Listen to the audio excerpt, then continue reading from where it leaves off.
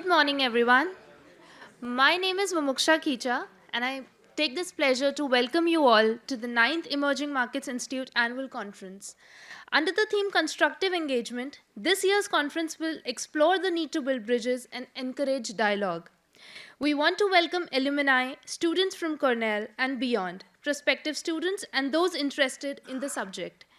This is the Institute flagship event where we launch the Emerging Markets Institute 2019 report and bring together leading academics, students, business, and opinion leaders.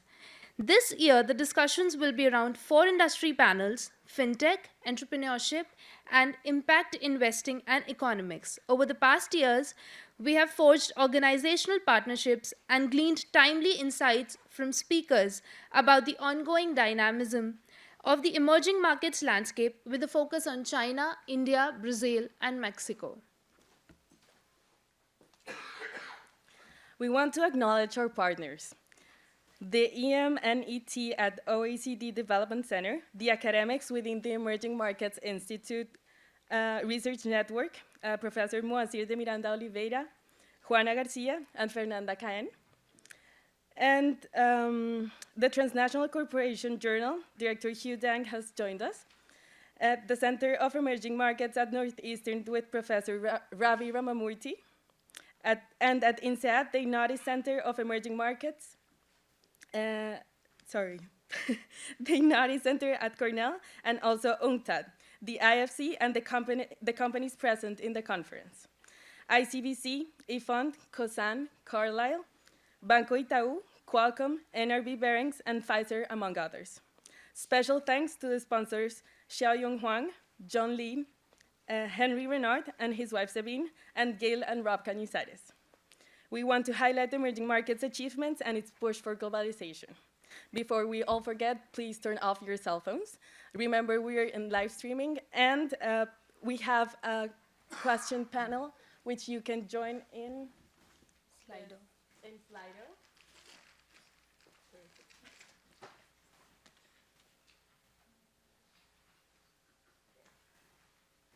So please, any questions that you have for the panelists, you can access this webpage, and with this code, you can enter your questions, and at the end of every panel, we will select some for, it's not showing, we will select some.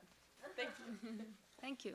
So now, it's my pleasure to introduce Andrew Carolio, the Deputy Dean and Dean of Academic Affairs at S.C. Johnson College of Business, and Harold Bierman, Junior Distinguished Professor of Management.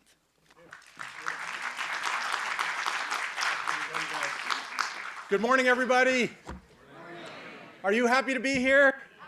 I'm happy to be here.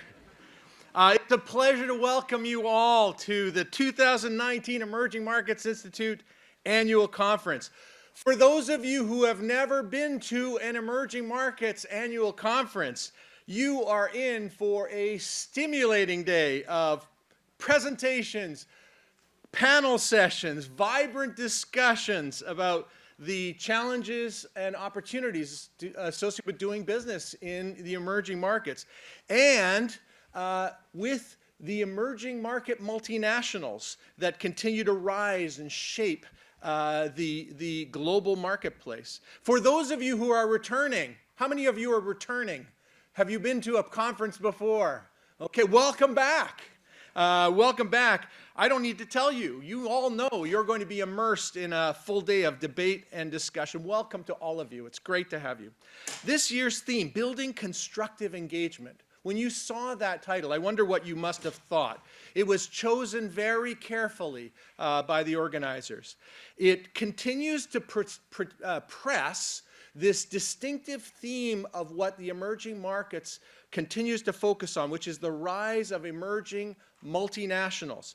But this year, the theme lowers the microscope on what we are calling the era of Chinese multinationals. As you'll see in the report that will be discussed shortly, nearly 120 companies now that make up the 2019 Fortune Global 500 are from China. That's almost a par with those from the United States as a reference point. Our conference is going to today study the influence of Chinese financial institutions, the transformation of traditional financial services by fintech companies. Many of the global leaders in fintech are from China. We're going to be asking how they foster greater inclusion into financial markets for those who are underserved in the world by traditional types of financial services. We're going to be talking about how they build out infrastructure in LATAM and Africa. We're going to be asking as much about how much they are disrupting as well as engaging in the places in which, among the incumbents, in the places in which they participate. Of course, there'll be lots of other themes that'll be hit during the day, including the critical role of entrepreneurship, which, of course, you know, is what spawns the emerging multinationals of tomorrow. It's going to be a great day. I am proud to report to you that EMI and the Cornell S.C. Johnson College of Business is bursting with activity. Research, teaching, extension, outreach. We now have 200 MBA alumni who are EMI fellows. They are all over the world: China, Brazil, Mexico, India, Ethiopia. We have broadened involvement to include not only residential MBA students, but also our executive MBA students, Cornell Tech MBA students, and the Tsinghua Finance MBA students. Our EMBA Americas boardroom program has locations in Mexico City, Monterrey, Lima, Santiago. Our footprint globally is broadening continuously. The Tsinghua Finance MBA program is now broadened into a second section in its 5th intake this year. They were just visiting in their residential session not 3 weeks ago up in Ithaca, this 5th cohort. The College of Business is now partnering with EMI to broaden the involvement of our community of students at the Cornell Johnson College of Business to involve our undergraduate students from the Dyson School and from the Hotel School. That's new.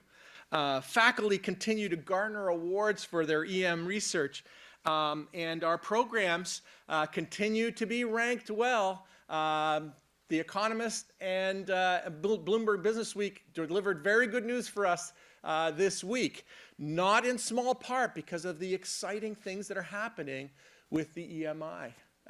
And this year, I must mention how pleased I am that we are going to be celebrating our 10th anniversary of the Emerging Markets Institute.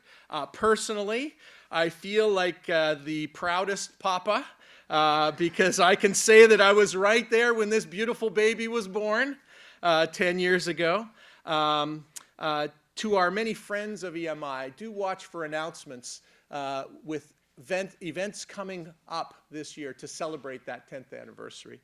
You already heard our students extend their debt of gratitude. I have to say as well the same to especially our fearless leaders, Drs. Lourdes Casanova and Anne Maru, who are sitting here in the front row, who work so hard with our multi-talented EMI fellows to organize all the speakers, the moderators, and the panelists.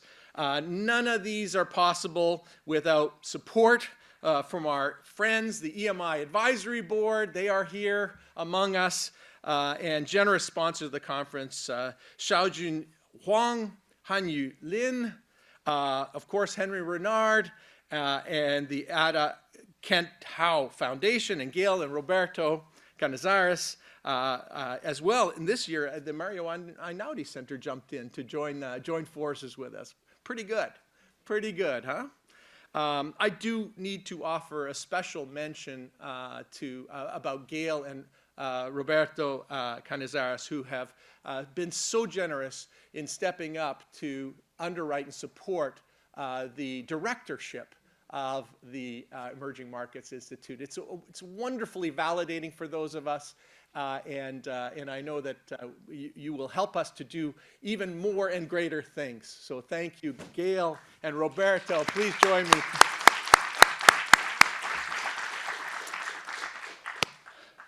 Thank you all.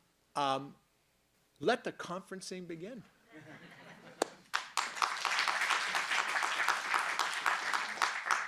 Good morning, everyone. Thank you so much to Dr. Caroli for your kind remarks and energizing welcome. We'd like to first start with our first panel, right? So since the turn of the century, the expansion of enterprises from emerging economies, the so-called emerging market multinationals, has been remarkable.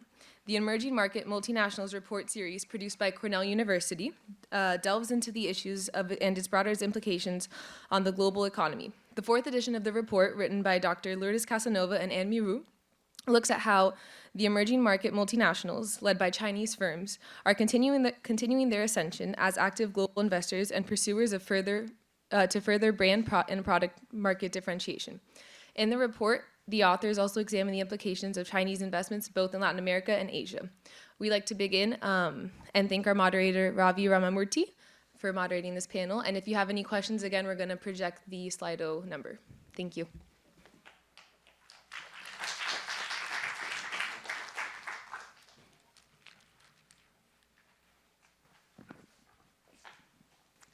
Good morning. My name is Ravi Ramamurthy from Northeastern University. While we're setting up, let me again congratulate Lourdes and her team for this 10th conference. We've had the pleasure of working together between my Center for Emerging Markets at Northeastern, and Lourdes has been a partner in many a crime, both in Boston and, of course, this big event here in Cornell Tech. A word about this report. I think this is the fourth of these reports.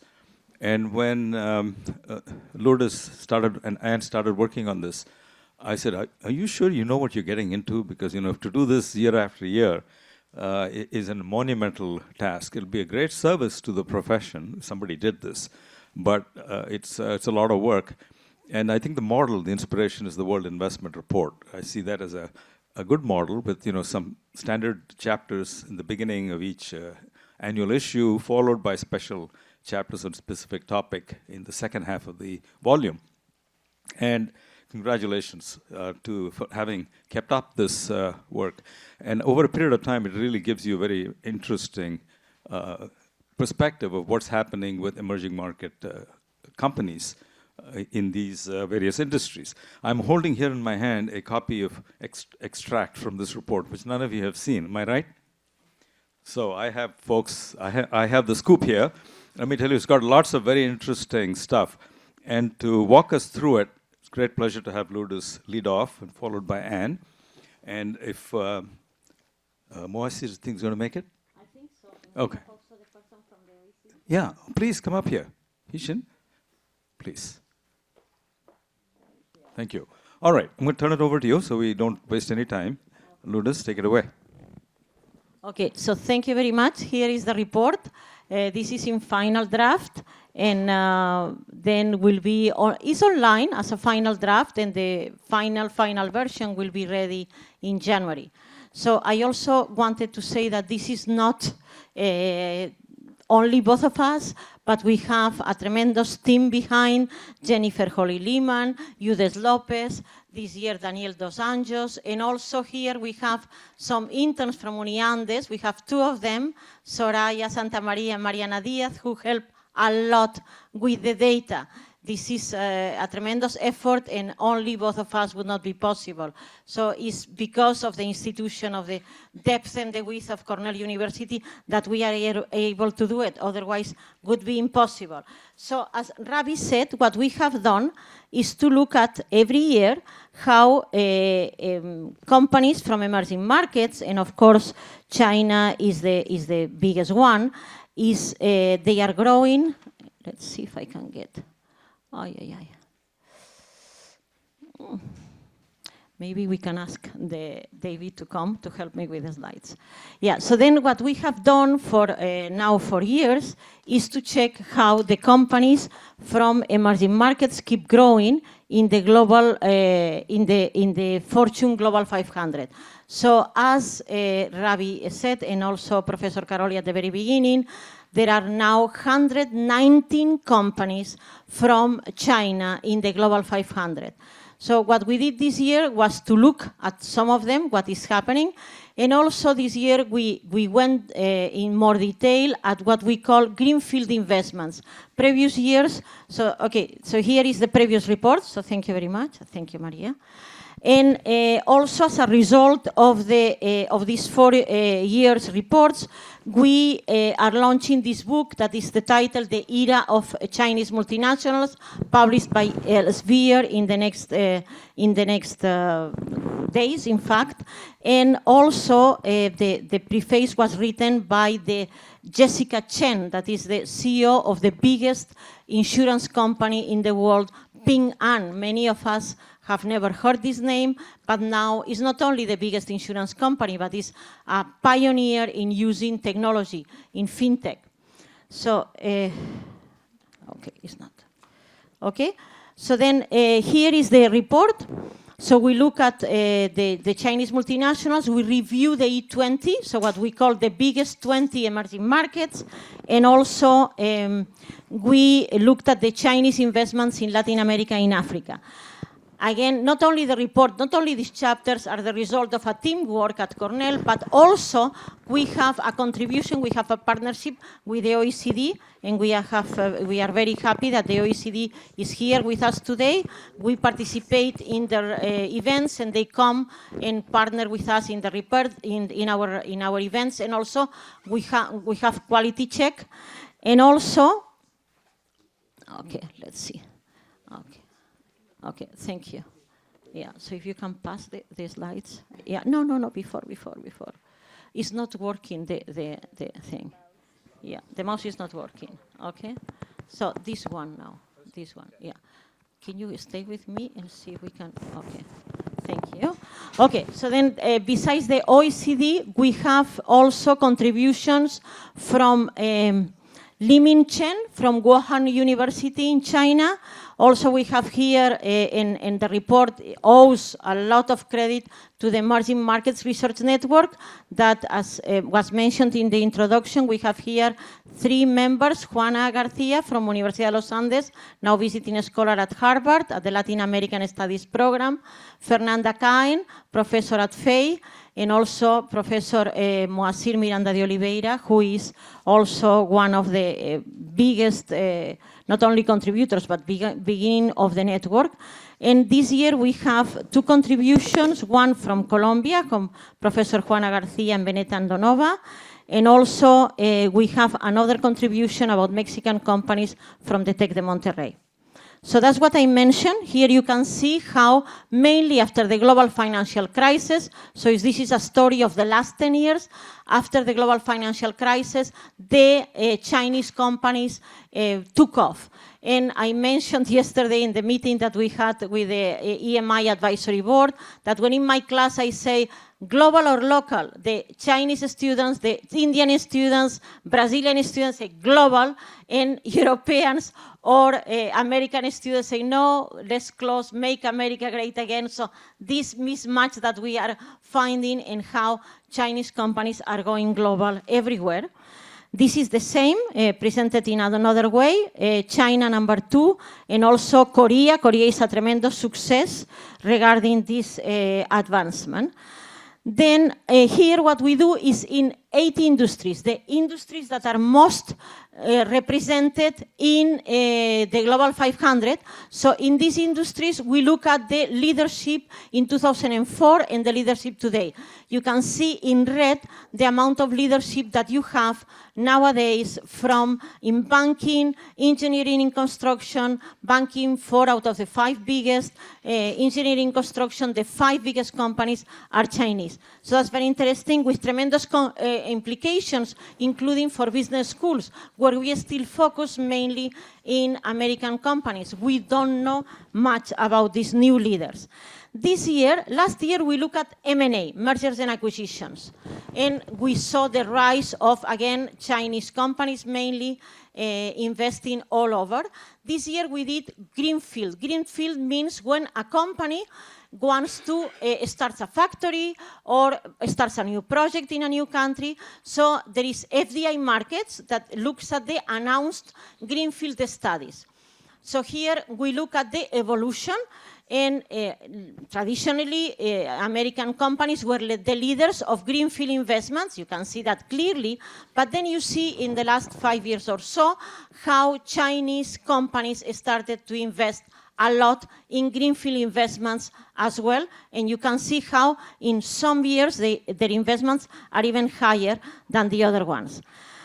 Here we have the background of this conference is the trade disputes between the US and China. And here you see this is data till 2018. You see how intertwined both countries are. So for US companies, the most important investments in greenfield are in China. So 14% of all the investments of US companies in the last 15 years, again, this is announced deals. Data is very good, but it's never too accurate. So these are announced deals. And however, China, according to this data, again, announced greenfield investments is Indonesia #1 and US #2. Yes, two countries that are very intertwined, both in economy and in business, and we'll hear later on from two companies, eFund, a private fund in China, and also ICBC, both present in the US and continue to be present. Okay, I hope you can see this one is a little bit small. So here we looked more down, and we looked at the number of companies that, again, announced deals. And the first announced deal from China is a controversial one because it's on hold. But the data, FDI Markets, still keeps it because is on and off. All of a sudden you hear this canal, the Nicaraguan canal, is again on. So that's why they keep it on hold and they have not removed it. And that's one of the biggest greenfield investments, again, not realized. Who are the companies that invest the most? Very interesting, again, a company this is all the time in the news. Huawei is one of the companies from China that invest the most in greenfield. We see a lot of oil companies over there, very important, and of course one company in the US that is in trouble, but has been a global investor, that is General Electric. But both in the US and in China, you see oil companies, you see Intel, Marriott International, and as I said, Huawei appears as number 11, CITIC, a financial company, and again, oil companies. This is announced deals, and this is FDI Markets. So then, just to conclude this first part, yes, we talk a lot of the technological disruptions that is causing the technology, and this is the digital disruption will continue, but we also believe that the rise of Chinese companies is also causing is changing some of the fundamentals that we have been teaching in business schools, very much increasing shareholder value, very much short term.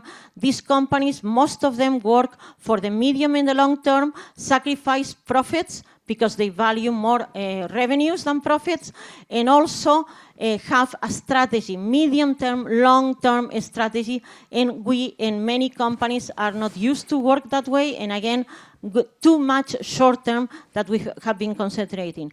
Also, a very disruptive element is that these companies, you look at phones, you look at tablets, you look at whatever electronics you want to buy, there is going to be iPods, iPads, Fitbits. You will always find, very often, and we did this study during the last 2 years, a similar in quality, with the same characteristics quality-wise, a Chinese competitor competing on price. And that's quite disturbing for many companies that always say maximize the willingness to pay of the client. This is, again, because of part of the population in emerging markets that cannot afford expensive products. So then the Chinese and other emerging multinationals as well will be fighting with price, and that's very disturbing. And then I'll pass the mic to my co-author, Anne, who will continue the chapters 2 and chapter 3.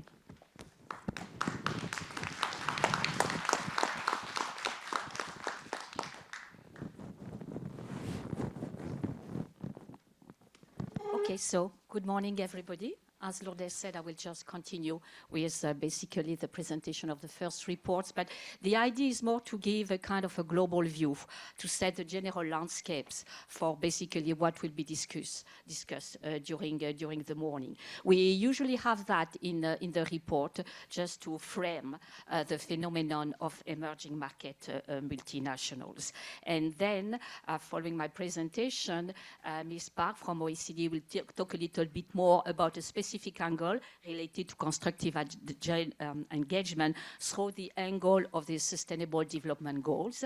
And Moacir, who is coming specifically from Sao Paulo, is the Dean of the School of Business, will give the Brazilian perspective on some of the issues that we have raised. But to go back, if you want, to the general picture, just to let you know, for those of you who do not know, when we began working on emerging market multinational, we had a big issue, which is, what is an emerging market? Because if you want to study something, you have to define the animal. So we basically constructed a group of 20 countries, which are overall, generally, broadly speaking, the top 20 emerging economy per GDP, but we added another criteria, which is a demographic criterion, because we wanted to look at the economic weight of these economies in terms of import, export, foreign investment, but also consumer markets. And we also used as a kind of, if you want another criteria, definition or list, which are existing of emerging market. So there is a little bit of subjectivity there because we needed to define the animal. And at the margin, you will have countries which are in and countries which are out. Now, in 5 years from now, and perhaps already now, some people are asking, is China really an emerging market? But this is a huge question, and perhaps not for this particular meeting. But it's a very interesting one, and with a lot also of political implication, obviously. So here is a group of the emerging market, the E20, There are some acronyms are very famous. I don't know if that one will become famous, but that's the idea. And more or less the group over the past 4 or 5 years has remained the same, except basically at the end where Pakistan replaced Chile and replaced Egypt and jumped even over Chile. Pakistan has a very interesting story of economic growth. Things are not going very well right now, but it has experienced 5 or 6 years of good performance. It also means that vulnerability is a key point of emerging market, and you can see most of these countries are highly vulnerable to external factors. One also of the arguments that we like to highlight is that there was a huge difference in the growth performance of emerging economies and advanced economy, especially during the decades 2000 to 2010 overall. The performance gap is still there, but it's basically diminishing. And one of the reasons is somehow the Chinese impact, which has been, affected not only by the trade war. The changes in the growth performance was already appearing some years ago. There are a number of questions around that, again, which we can keep for a question and answer period. Now, again, to put everything in perspective, we have our traditional, how have these this group of emerging markets, which illustrates the phenomenon of investment from emerging economy, how has it evolved? And we see that in terms of inward inflows, they have had a very slight, a stability in terms of inward investment, and in terms of outflows, they have also a small decline. But given the situation in the rest of the world, the share of the E20, both in inward flows, that is that host receiving foreign investment, and outward flow, that is expanding abroad, both in these cases, the importance of the emerging markets has continued growing. And as you can see, it's a striking phenomenon if you compare. Why is this not? Yes, it's appearing.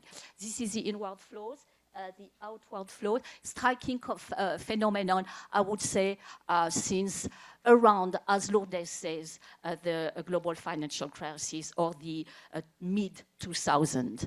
And obviously, China is a major culprit in the evolution, but still a very interesting situation.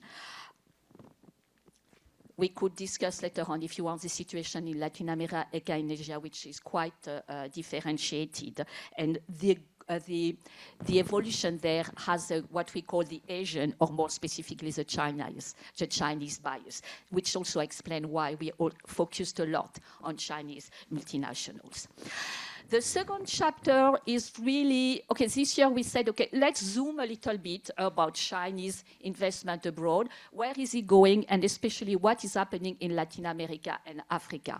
And in the context of what is happening nowadays, geopolitical issues, it's very interesting to see, bottom line, the economic engagement of China in both continents, Africa and Latin America, has significantly increased, and not only through foreign direct investment, but through lending. And it's quite amazing in terms of data.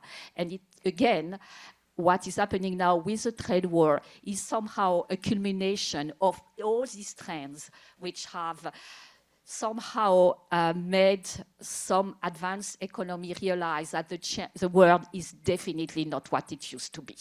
So that's, you know, economics always has a very political implication. I know that, you know, business school and so on don't want to hear about that, some of them, but that's a fact. Full stop. And I'll stop there, I promise. Okay, so China, where is China investing? Basically, as you can see, yes, 2/3 of the Chinese investment is in Asia, normal. That's what we call the natural markets. But you also have, you know, 20% in Latin America. In terms of stock, it's huge. And you have a little bit in Africa, very, very small, less than 3%. And by the way, in Latin America, if you look at where is the Chinese investment going in terms of countries, it's very difficult to analyze. And one of the reasons is that 80% of the flows from China go to offshore financial center. And then it's a black box. So in the report this year, we could not say Brazil is getting this one or that much, Mexico is getting that one. Right now, it's impossible. The only country on which we have a little bit of an idea is Brazil, because it gives information who is behind this green society, who is the ultimate investors. The other countries, right now, impossible to know. So you have to look at other sources like greenfield investment or merger and acquisition. So you have the information for the region, especially for Latin America. For the countries, it's much more difficult.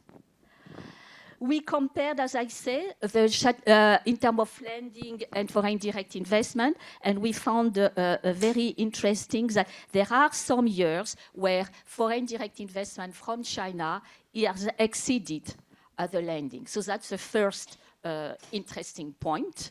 The other one is that loans still are quite important, but more important than that, Chinese lending, basically in Africa and Latin America, is through the major state-owned banks, which is Export-Import Bank of China and China Development Bank.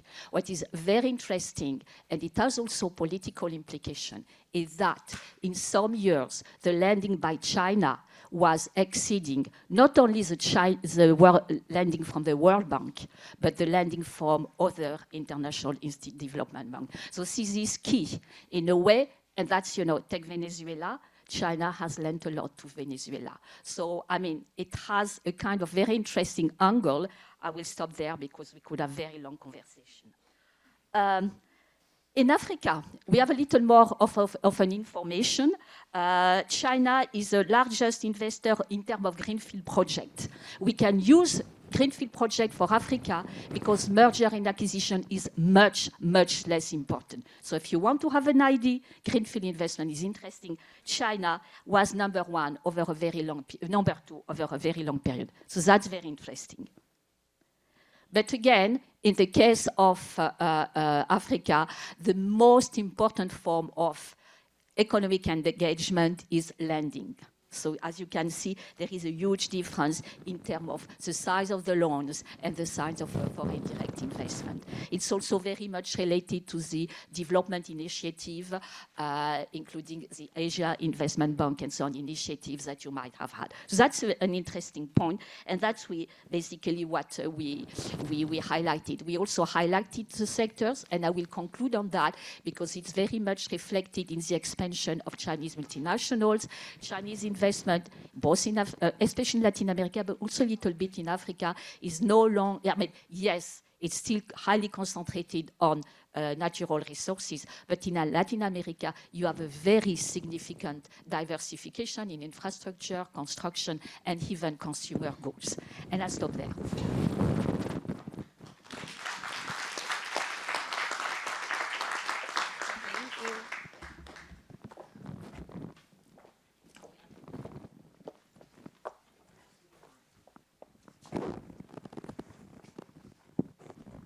Hello, everyone. I'm Heshin Park. I'm the Gender Program Coordinator at the OECD Development Center, where I am currently leading the gender team, who's really looking at the discriminatory social institutions, which means I prepare some slides, but maybe I can just go ahead. I know that the EMI is cooperating with the Development Center, our MNET. It's another colleague, but they couldn't be here, so I am here. And then I'm going to talk a little bit about how we are working in terms of the meeting SDG 5, which is the gender equality. So I guess what we are really looking at is, in the past decades, everyone, international community, governments, they've been really investing a lot on girls' access to education, women's labor force participation, and so on, meaning gender equality outcome. But we have seen that the progress has not been very fast, or at least it's not as what we expected. And why? We believe it's because of the discriminatory social institutions that are deeply embedded in laws, norms, and practices. And this is what we're really looking at. We're currently working with 180 countries, including OECD and non-OECD countries, and have a sort of composite index, which is called SIGI, which can tell you where we are at the gender equality level and what we are talking about as the drivers of gender inequality. And this is our conceptual framework. This composite index is basically covering 4 different dimensions, and each dimension has information on 4 different areas. So for instance, today I'm only going to talk about women's restricted access to financial and non-financial assets, where we have an information on workplace rates. Anyone can guess, for instance, what would be the women's leadership in, what would be the percentage of women who are in the managerial positions? Any guess? 30%. 5%. Okay. Globally, despite some progress, women are still underrepresented, for sure, in leadership positions. It's 24% of management roles are held by women. But obviously, there's a great variety in terms of regions. You see only 17% of women in managerial roles in Asia and 39% in the Americas. We have recently worked with the W20, another acronym, the Women 20, under the G20 Japanese presidency. And it also shows in all the G20 countries, obviously women are underrepresented in the managerial positions. I'll give you numbers. In Saudi Arabia and in Korea, women hold respectively only 6% and 10% of all managerial positions. And obviously in the US, Russia, and Brazil, they hold 41%, 41%, and 40% of these roles respectively. So there is some big varieties. Just one point on leaky pipeline. This is metaphor that has been extensively studied, especially in the US. In the pipeline, women and men begin their careers at the entry level together, entry level positions, and the gaps are obviously small. But as careers progress, fewer women are represented in management and executive positions. Why? Mostly because of, I'll talk about that a little bit later. I'll give you numbers first. There are more men managers than women, and the proportion of men employed as managers is particularly high in India, Japan, Korea, Saudi Arabia, and Turkey at over 80%. So what holds women back?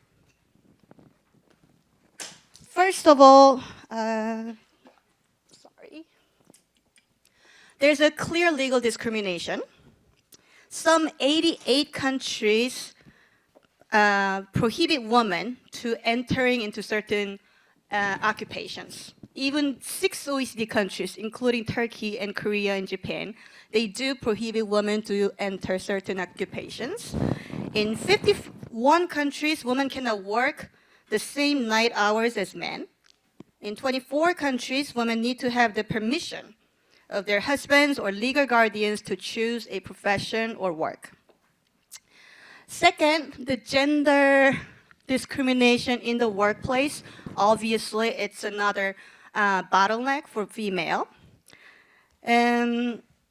No country has yet enacted laws to protect women from all forms of violence without exceptions and in a comprehensive manner, making women vulnerable and unable to focus on their careers. And sexual harassment and such gender discriminatory protections are a serious impediment for women to pursue their careers, especially male-dominated fields where women need to prove themselves even more. Obviously, the legal framework is important, but what's more problematic is the social norms. The social expectations on gender roles and discriminatory practices still stigmatize working mothers and women in politics also, negatively affecting women's economic and political leadership. I'll give you numbers. Globally, women undertake 75% of unpaid care and domestic work. Why? Because we believe this is still, unpaid care and domestic work is still kind of female roles. And in some countries, I can give you the number, for instance, in Burkina Faso or in Cote d'Ivoire or in Uganda, where we've done the country studies, like 75% of men actually think that if they are doing some sort of household chores, then it's not manly enough, and it's out of question. Half of the world's population believes that children will suffer when the mother takes paid outside the home. In India, for instance, continued negative social norms which confine women's role to household-related tasks, and overwhelming majority of the population, 76%, thinks that children will suffer if their mother works for pay. In the US as well, we see the same pattern, and especially in a country, right now, in every country but 2 countries have their paid maternity leave, and these 2 countries are the US and Papua New Guinea. And maybe another caveat is that half of the global population still thinks that men make better political leaders as well. So men and women, we all think that still. So understanding this, the discriminatory social institutions will actually help us having women's leadership in managerial roles too. So my colleagues at the MNet, the Emerging Market Networks, they have gave me a couple of examples from emerging market companies. I think I'm gonna just point one, the Indian company that's called Mahindra & Mahindra, M&M, I guess. They have this group diversity council. When they started this one, the gender diversity was 16%, but now they somehow managed to have it at 26%. I have a couple of recommendations for this from the team, but I just want to make one point. The reason that we're really still seeing the less representation of female in the managerial role is also because that female young women have no role models yet. So the more female role models can probably help encourage young girls to pursue their career in the politics and managerial positions. Maybe I'm going to stop there. Thank you.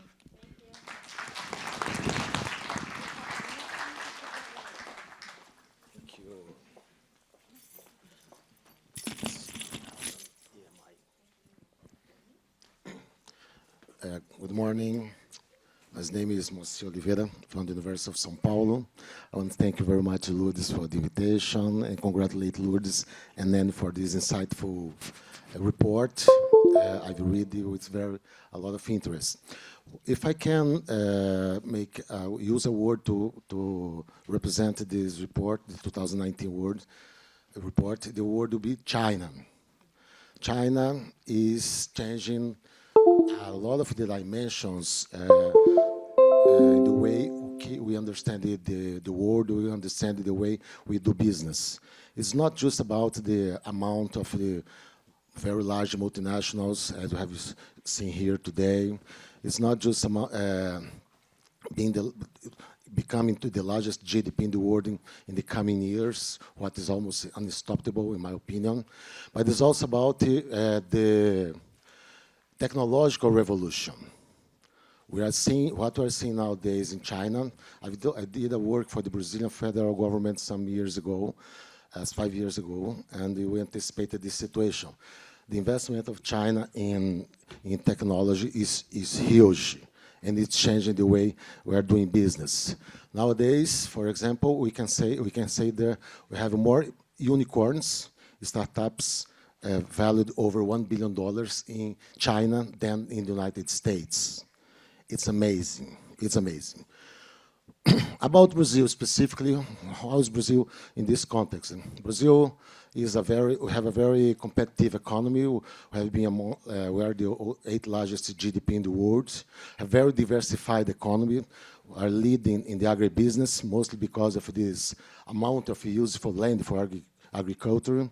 We have I have 23 automobile plants. We have 32 motorcycle plants. We have plants for all the producers of iPhones, computers in the world, have operations in Brazil. We have 450 of the 500 the largest corporations in the world, with Latin America headquarters in Brazil.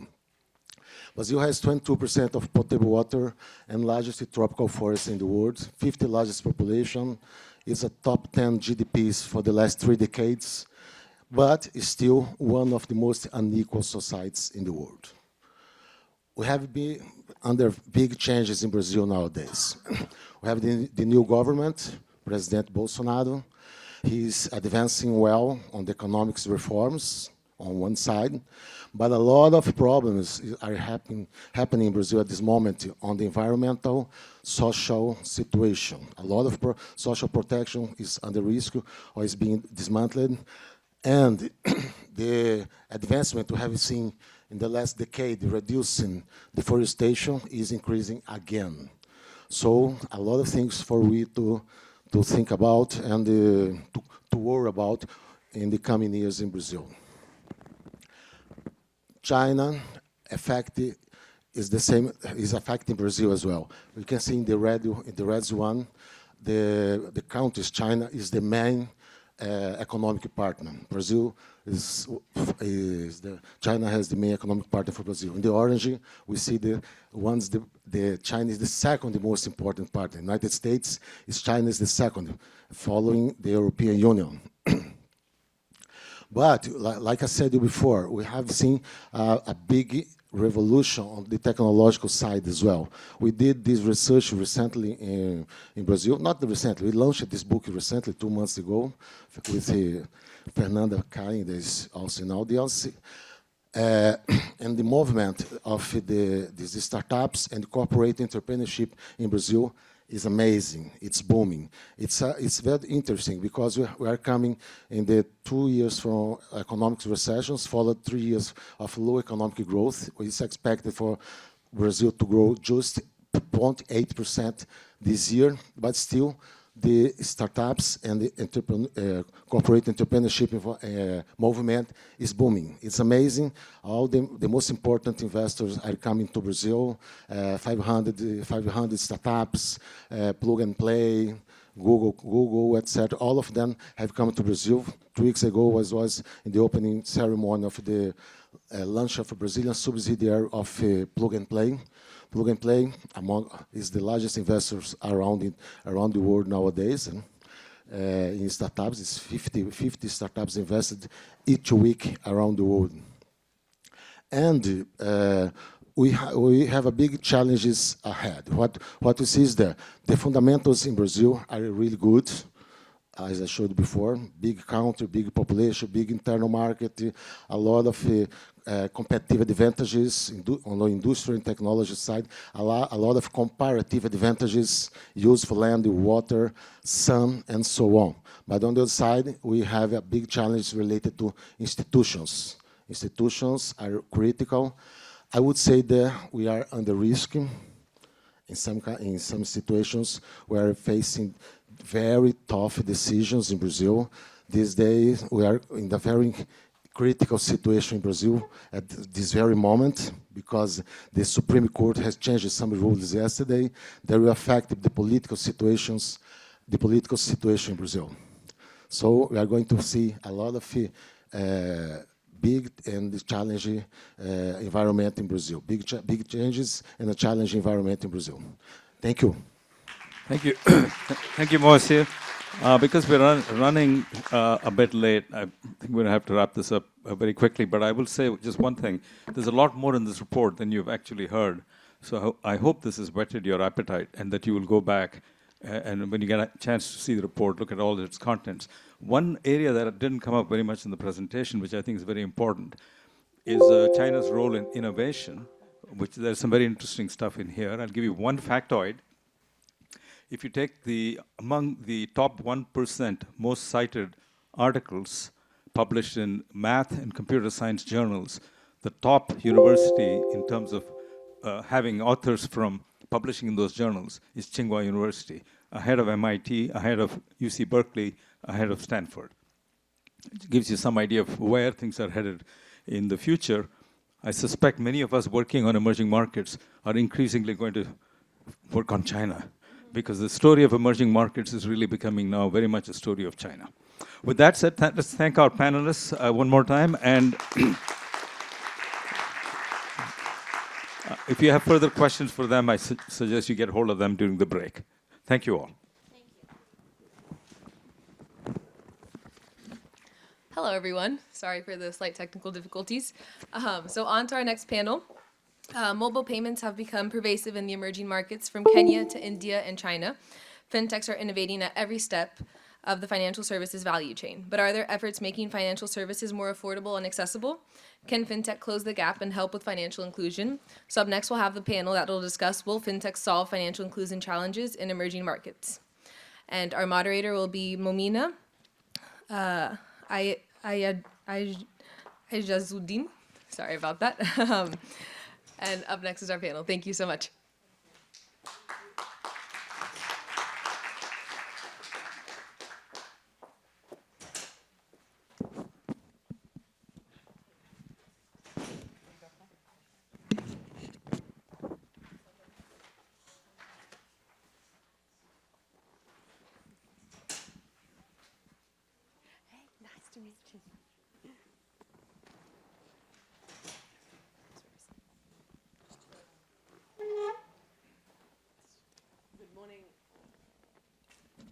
Hello. Good morning, everybody. My name is Momina. I think we have enough mics on the table. I can speak for all of us that we're all delighted to be here this morning. Thank you, Lourdes and Cornell Tech for this invitation. The idea was to spend the next 45 minutes drilling down on some of the issues that you'd heard earlier about fintech and financial inclusion and what some of the challenges are. from my side, I work at the International Finance Corporation, which is a private sector arm of the World Bank. We're one of the biggest investors in emerging markets, as well as fintech and financial inclusion. So my day job is really to see how we can marry these two. Just as a question, how many unbanked do you think there are globally? Anyone's guess?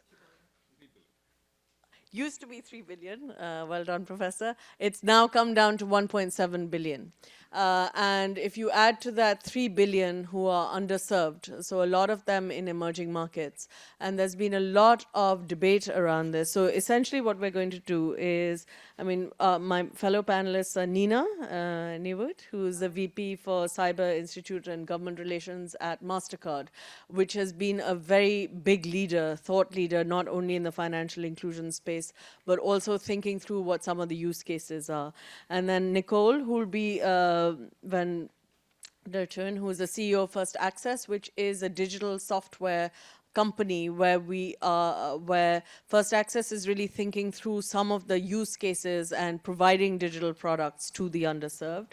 And then Zekai Du, who's the head of investment and research at Haichu, who can probably share with us much more about China and the black box of China and what you're seeing in blockchain and trends. So just to help frame this for you, there are 1.7 billion who are unbanked globally. Many of those tend to be, now when you look at the buckets of unbanked, many of them tend to be in rural areas. They tend to be women, which was pointed out in the panel before. And they tend to be in fragile and conflict-affected markets. You also see these huge global trends in terms of inclusion. So the emergence of digital technology, smartphone penetration, which in many cases is much faster than the development of the traditional financial space, but increasingly a lot more in terms of how can one use this technology to develop use cases for those who are underserved. So imagine for a moment in your minds, think about half of Africa where mobile phones are growing much more dramatically than bank accounts, and half of the continent is under the age of 30. One is hoping that financial services will be very different for that generation which is growing up than what traditional financial institutions have. Also, that financial institutions traditionally have faced issues in terms of cost and efficiency. And so fintechs really allow one to leverage that. A few years ago, we had set up at the World Bank group work on universal financial access, which is that hopefully by the end of 2020, everybody will have access to some kind of transaction account, etc. And MasterCard was one of the companies which participated, as well as Ant, Baidu, some of the larger Chinese companies, where we're really trying to decode this. Like, how do you reach all of these people through newer technologies? And one of the big lessons for us is it's not just enough to have an account. One has to be able to use it, which is why some of the work that that will get profiled here is very important. I think for us, what is really important, it was particularly very important for me personally to be here today, is because when I look at you and I look at Cornell and the students who are here, you are very much part of the design solution, right? That we're like future business leaders who will be thinking through some aspects of this, helping design innovative financial solutions for emerging markets. And I think a lot of the emerging markets, underserved, need people like you, business professionals, leaders, women, whatever cohort you're from. I see a very diverse international student body here, to be able to think through, like, how can one design those solutions? So I'll stop talking now. Just want to turn to Nina, because I think, the kind of work that you've been doing, especially in Africa, in South Africa, is really interesting in terms of being able to think through and just to make this live in terms of, the kind of work, how financial inclusion and the work that you're doing in fintechs and working with fintechs is changing people's lives. Thank you, Mina. So my name's Nina, come originally from South Africa, been in the US for 5 years and very passionate about financial inclusion. And part of that comes from the fact that I've witnessed it, I've lived it firsthand in a number of things. But that being said, the problem of financial inclusion is massive, and nobody's going to solve it on its own. And it's going to come from partnerships and people working together and people working smartly together. And it doesn't just go about doing things smartly, it also goes about taking great responsibility. When you are dealing with people who are vulnerable, the responsibility is on you to make sure that you're building something which is sustainable, something which is benefiting multiple players and not just one. And as you people go out there and you think about what are those products going to look like, what you're thinking about building, I ask you to take your responsibility very seriously about what does that look like, and especially the safety and the security about it, as well as who all are you benefiting when you're doing something. I'm going to share 2 stories from you which I worked on personally and which I saw firsthand to basically bring to life on why I feel that way about it and why I say partnership is so much more important. So firstly, way back in South Africa, the South African government had put out a tender to change the way in which social disbursements were being done in South Africa. South Africa being a fairly small country, only a population of about 58 million people at the time. However, there was about 13 million people who received social grants every month. And those grants were previously paid with cash and checks. And when we moved over, basically what happened during that tender process, the government had selected a fintech partner to be the person to be responsible for doing that change of system. And basically what happened is they partnered with a tiny, tiny bank within South Africa, a bank which was so small they didn't even have any branches. And the entire bank staff would probably fit into a quarter of this auditorium. So when there was a problem on a card, I dealt directly with the CEO because he dealt with customer queries. That is the size of the bank.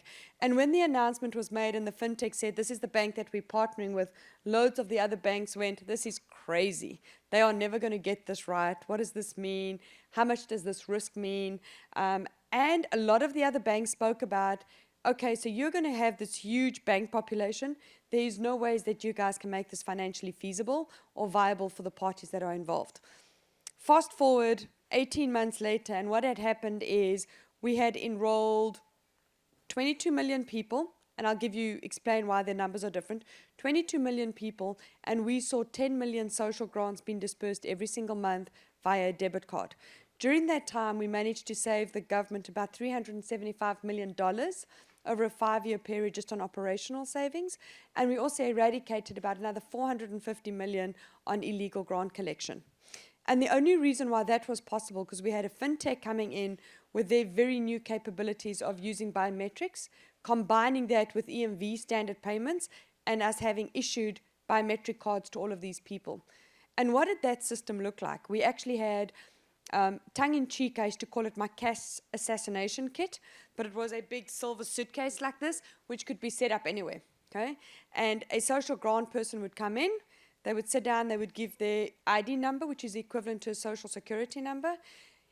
Put that in, they would then verify what their name was, last name, physical address, contact details. We would then take all 10 fingerprints and a voice biometric. We would then put in a card and they would choose their own digit PIN, and a slip would print out giving them where they had enrolled, what their new bank account number was, and they would have chosen a PIN number. How long do you think that entire process took? 10 minutes in total, but that 10-minute process was driven up by the older generation of people because they would speak a lot more to the enrollment people. Okay? People are lonely. People want the human touch. Okay? The next thing which we enabled was saying, because the bank was so small, they didn't have any branches, they went along to saying, if somebody should forget their PIN or their card should be blocked because of incorrect PIN tries, they can go and reset that PIN at any retail store. Okay? Great. So suddenly the retailers are in there. Suddenly somebody who's been really, really uncomfortable to go into a bank and say, I want a bank account, was going into a retail shop where they probably went in every second or third day anyway. They probably knew the person who worked there, and they were no longer feeling awkward about, am I using the right terminology or am I not? Okay. We also had a very different approach to it. For the first time, we allowed cash back in South Africa. So people could go to any retail store, use their card, and they could get cash out. When this first came about, we would see people buying 1 really small item and then taking huge amounts of cash out. That changed really, really quickly. Okay? People then stopped and they started taking out less cash and buying more items. First couple of weeks, we would see people rushing out, taking their money, because their biggest fear was it would be like a cash truck and it would run out of money. Okay? We saw people checking their balance 13, 14 times a day to make sure their money was still there. Okay? However, 3 months later, stabilized. People stopped checking because they trusted the system. Okay? They also felt a lot more comfortable about using their card because they knew the person who was helping them. So, moral of the story is we need partnerships. We need to take what we already know today, make it smarter, partner with people who can scale, and scale doesn't necessarily mean having the biggest footprint. It means getting people to trust you. It means going to people and not forcing people to travel long distances and making things difficult. Okay. That's the one story I want to tell you about how partnerships change things. Another factor which came out in that, a paper came out 5 years after the program was launched stating that South Africa had then become a trailblazer with the amount of births being registered. So when you do programs and you're developing technology, always think about what is the knock-on effect that you're going to see 3, 4, 5 years, 10 years from after you've actually designed, developed, and implemented something. And will that be good or will it not be good? Question yourself every step of the way. Another thing that I want to share with you about financial inclusion and what does it mean to people which have been excluded and displaced people. We have a massive refugee problem at the moment and displaced people globally. Those numbers keep growing. The UN is telling us they're not seeing that coming to an end at any point in time. But what does it mean for those people? If you look at those numbers, it'll mean an entire country like France suddenly being displaced. The world would sit up and take notice if an entire country was just picked up and plopped out. But it's people from here, there, all over being displaced. And what does that mean for them?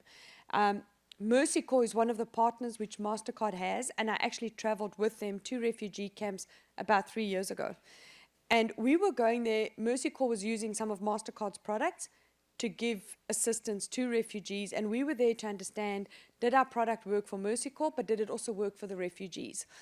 And on this particular story, which was a huge, huge eye-opener for me, I was dressed in Mercy Corps gear, so nobody knew who I worked for or what I was, had my field vest on, Mercy Corps cap, and we were sitting and speaking to a family which had come from Syria.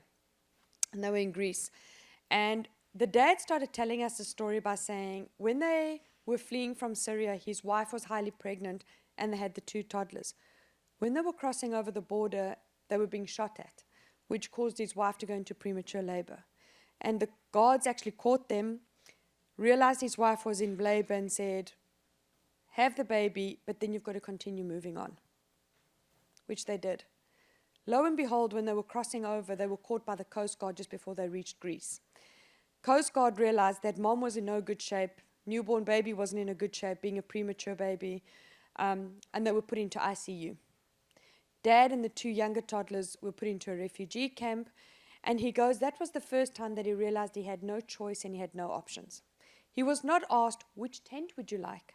Where in the camp would you like to stay? He was given a tent and said, that's where you are.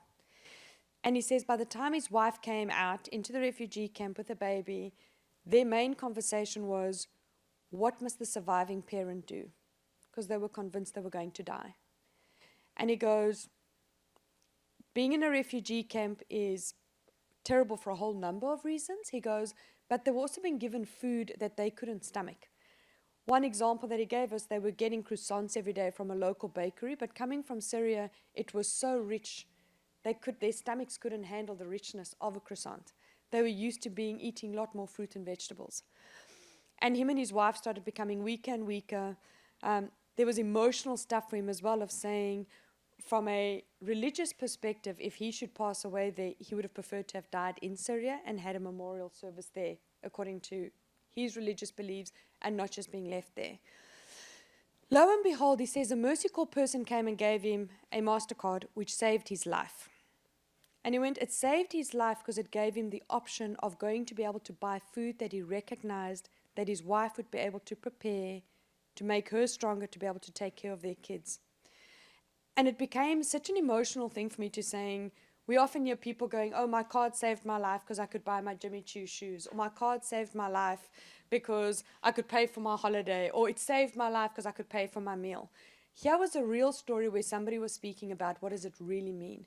And that dignity aspect, which financial inclusion brings to include people to be able to have choice, is unbelievable. And I think that's what we take away. Okay? We also take away from people who are the most time-strapped to force them to do things in a lot more labor-intensive way from a time perspective.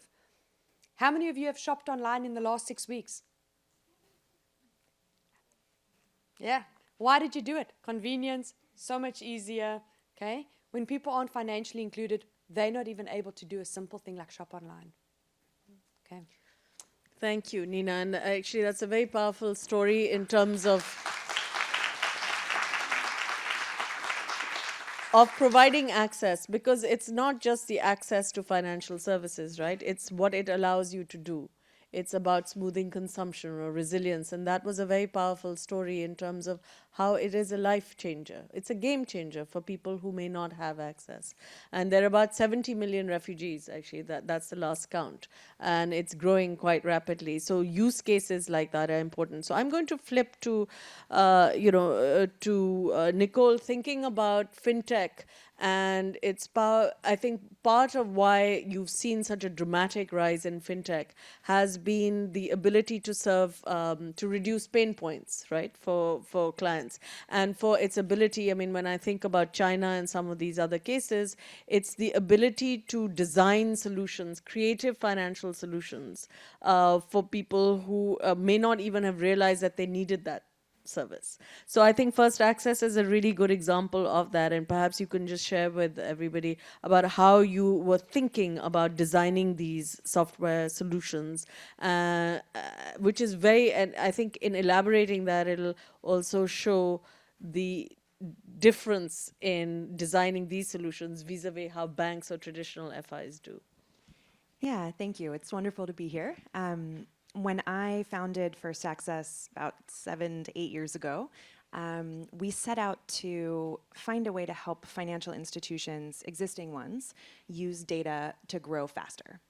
And we had an initial hypothesis that we would use mobile data, particularly for prepaid top-up cards, because that was sort of the first formal transaction record that so many people had access to at that time. And this was still when smartphones were not very common in many developing countries.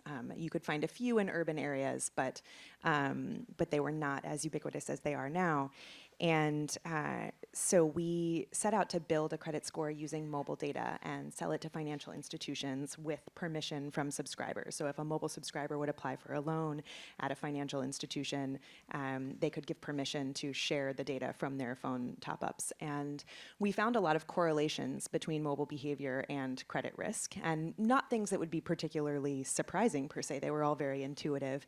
You know, if you have a stronger social network, more people are interacting with you on your phone each month, that probably means that you have more resources to draw on in an emergency. And so people who had a stronger social network were more likely to be repaying on time and things like that.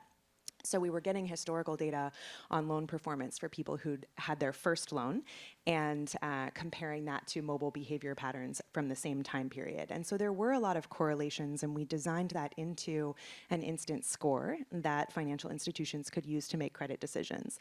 But we found in a series of, as any product evolves over time, we found some really interesting patterns in trust. Particularly for an incumbent financial institution that has a large staff, where traditionally they've been interacting with customers who come in to apply for a loan. They've been going to people's homes and businesses to evaluate those loans. The relationship is very important to actually do an initial credit assessment. And so we found, in a nutshell, that the credit score, the idea of an instant credit score, was still so unfamiliar that it was actually too disruptive. And everyone talks about disruption being so important, but actually, if you're thinking about organizational change and a business model that is traditionally is fairly widespread but can't grow very quickly because it's labor intensive. You can sort of only grow at the pace that you can hire a larger and larger team of loan officers to go out and interact with customers.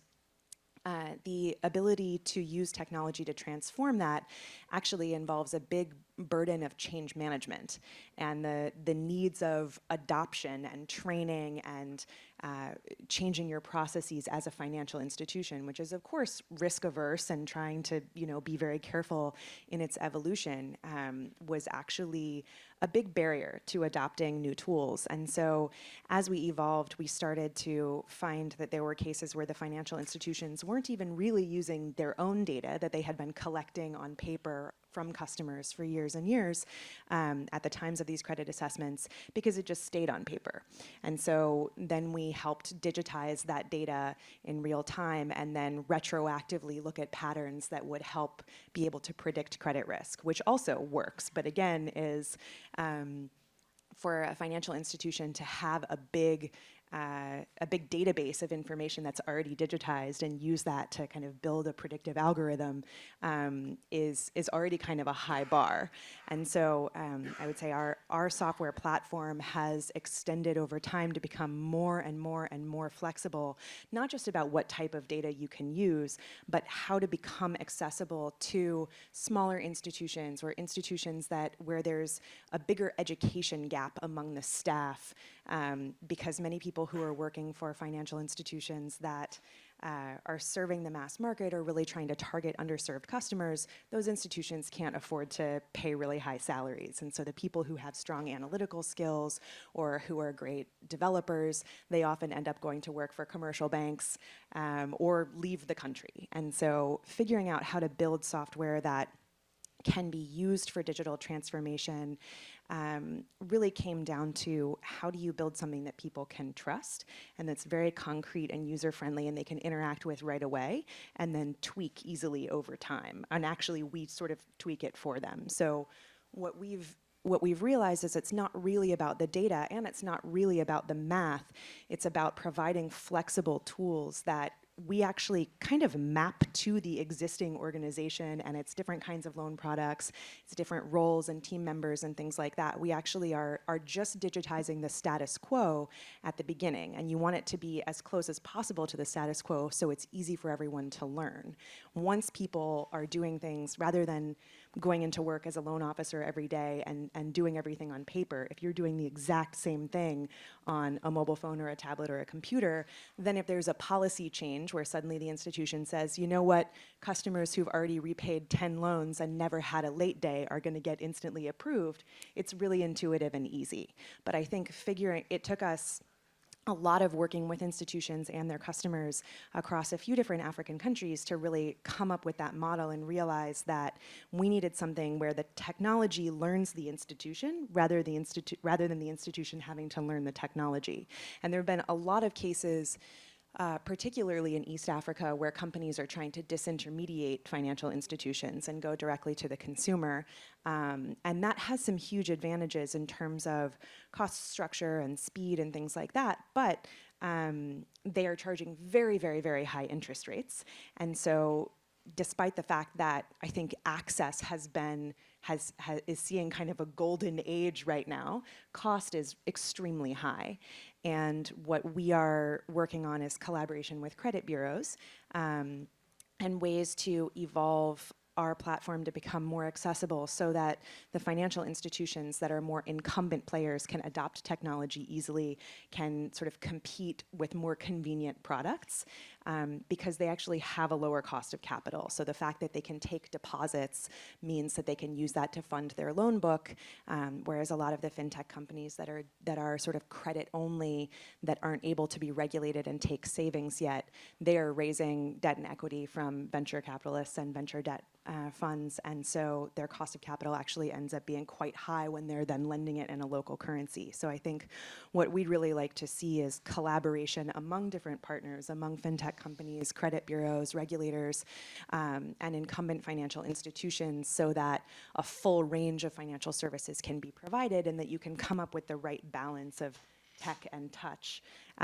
where financial institutions can work with a lot of different customer segments, and where there are customers that they know are very low risk that they can offer instant decisions to or faster service, that they're able to do that and at a very low cost, but also still be able to have the relationship-driven business, particularly for customers who have no credit history and who may need a loan for a small business where someone actually needs to go verify that that business exists. So still in the absence of a lot of infrastructure like reliable national IDs, reliable business registration data, and sort of digital financial history, I think to get small businesses and individuals more access to affordable credit is really going to require a lot of collaboration between those different players. And the cost of capital, if we can bring it down, and help incumbent financial institutions reach more customers, that actually is a huge driver of economic growth and development. Because if you can get a lower interest rate, that allows so much more investment in all sorts of things across an economy. Thank you, Nicole, because Nicole has raised two really interesting aspects of this. One is cost, right? Like the ability to reduce cost through designing some of these products and therefore access. And part of that is the whole financial literacy aspect, which is very critical for inclusion. So you're offering products and developing software solutions, using a lot of data to be able to design those solutions. But you cited the example of East Africa, and there's a huge debate going on there at the moment, particularly in Kenya, about some of these solutions. So imagine like $2 loans, $10 loans, which are being pushed on people's cell phones. A lot of the people who are taking on these loans, don't realize that they have the loan because it's a push product. And then start defaulting on them, partly because they don't realize, and the rates can be as high as 120% for for like a week, or which in most regulated environments would be considered usurious. So fast forward that, where almost 2 or 3 million Kenyans were suddenly disbarred from their credit bureau because they'd taken on loans. 80% of those are under $10, right? Without realizing it. And then it costs them $20. They've taken on a $2 loan, partly without realizing, and it takes them 6 months and $20 to get a good credit clearance from the central bank in order to get back into the system. So things like that, there's a huge euphoria to fund, some of these fintechs. I think 80% of fintech funding in Kenya is actually going to 4 institutions. Some of it from the IFC, right? Yeah, including from us. But at the same time, so I wear my regulatory, our engagement with the regulators hat on, where the central bank will say, well, we are not regulating these institutions. They are, they're not part of our ambit, but obviously it's having a huge impact on the sector. So I think there's a huge balance between innovation, which you raised, innovation and responsibility, and the ability to design the right solutions for those products. So I wanted to turn to Zekai here, because there is, China is the use case, right? I've spent a lot of time the last 4 or 5 years just learning about the Chinese experience. And what is really powerful for me is this whole cashless experience. Just for you who haven't been to some of these Chinese villages, even the beggars are using QR codes, right? They don't want money anymore. So it's a very next generational term of use cases. But also, I think if you could just highlight that, and also some of the new developments that are happening. When we tried to explain blockchain to a regulator recently, he's like, yes, I understand. No, we do not want this in our country. So, there are real concerns about innovation, but also how does one regulate? And the Chinese model is really critical. What are you seeing in that? Okay, so hi everybody, my name is Zekai, and I'm from a asset management firm, Hydro Global. So my background is a bit different from you guys. So I'm gonna share my insights from a investment side, from my investment perspective, why we think that investing in fintech and the emerging markets, and as you said, some in China, there are a lot of innovations in the financial system. So just as Momina says that the blockchain is something that blockchain technology is something we think it's the future. So from my perspective, I think there are two technologies that will fundamentally like change the current financial system. The first is big data, machine learning, and the second is blockchain. But they are changing the financial system in different ways. The first thing, the AI, the machine learning, and the big data is changing more on the investment side. For example, the trading, quantitative finance, those kind of things. But for blockchain, it's changing the back office, the settlement and the clearing system. So let me explain a little bit about the blockchain. The blockchain is kind of a data structure or a program structure that the transaction data is stored in each block, and each block is linked by another block by a certain kind of like cryptography. The most interesting thing about the blockchain is that the blockchain is decentralized. So this is the most important trait of blockchain. The current clearing and settlement system, there are a lot of like centralized hub. For example, like bank and some like credit card like agencies, transmission agencies. So for example, if I buy a coffee at Starbucks, then from the moment I swipe my credit card to the moment this transaction is settled down, this time will be like maybe like several business days, because there are like each transaction to approved by different like authorities. But with blockchain, because it's decentralized, there is no like centralized hub on the chain, and those like authorities, each like participant can put on something called like smart contract. They put the requirements and the spec on the smart contract, and once the transaction data goes through the block and goes through the smart contract, as long as it can meet the requirements, it can get approved immediately. So in this way, the whole like transaction can be settled immediately, like in seconds. So why we think, so today I'm talking about blockchain, I'm talking about the blockchain technology. I'm not saying the ICO or STO or something like that. That's I think that's something like a bubble or something, but the cryptocurrency is something like that bubble. But I do think that the blockchain technology, it is something can change the world, and because it can dramatically reduce the cost. So like right now, like in the current like clearing and settlement system, like people they need people to get to approve transactions, and they need time to approve transactions. But with blockchains, all those things can be like can be done through seconds, and can be done through like online. So the cost can be reduced dramatically. The blockchain technology right now in China, like the Chinese government actually like changed the attitude towards the blockchain. I think in two years ago, in 2017, the Chinese government banned the whole ICO, STO, but recently the president Xi Jinping just said that the blockchain is a good technology, and the China like should like leverage this technology. So I think it's a trend. It's not only in China, it's also I see like more and more companies in the US and in Southeast Asia, they are leveraging this technology. I think so. The reason behind this is because of the efficiency of blockchain. Yep. Thank you, Zika.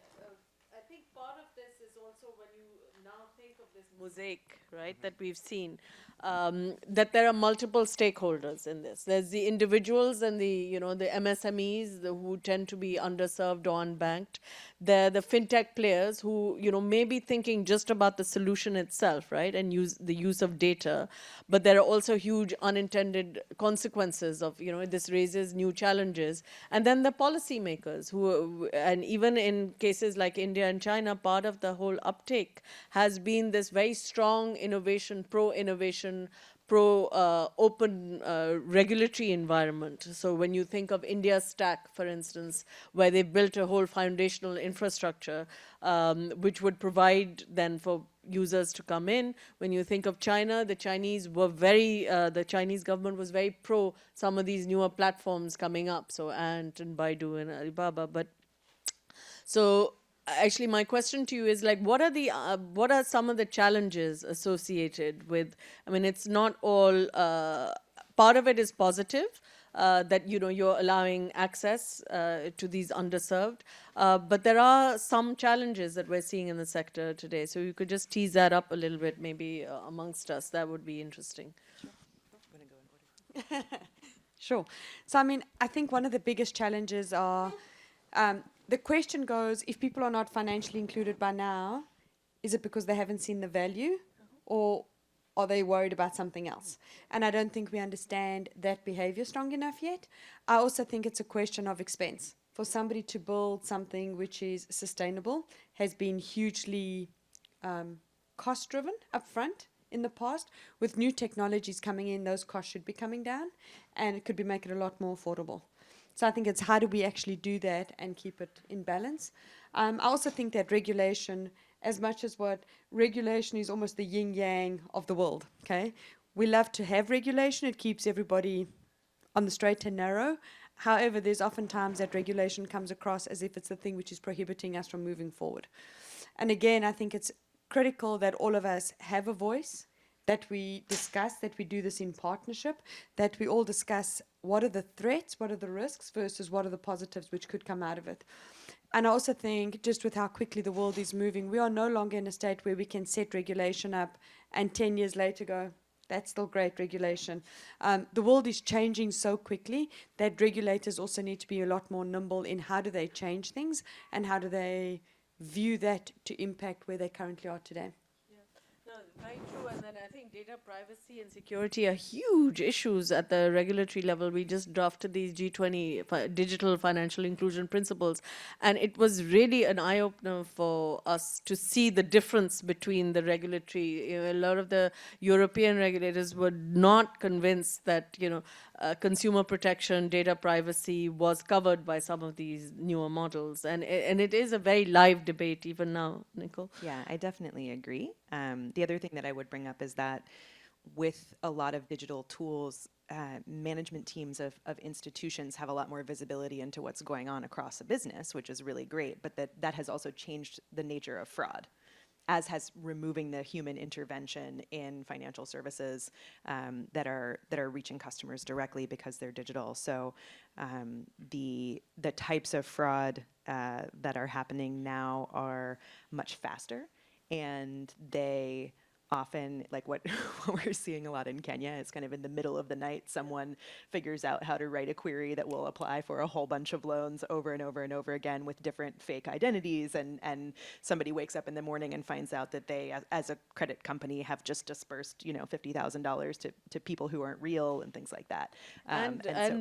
In Kenya, it was all about gambling, right? Like there's a lot of the instant credit is being used for online gambling and things like that. So and that's, I think, a consumer protection and financial literacy issue. But once you're adding in so much automation that the people who are running the systems don't necessarily have the ability to halt something if it's beginning to go wrong, or if they don't see that something is starting to go wrong. And so that means that the level of automation, if fraudsters, as they are often referred to in Africa, are if they are successful in doing something, they often can ramp it up very, very quickly. And so I think, not to say that there wasn't plenty of fraud before, but it was usually, the nature of it was a little more manual and a little easier to capture. Yeah.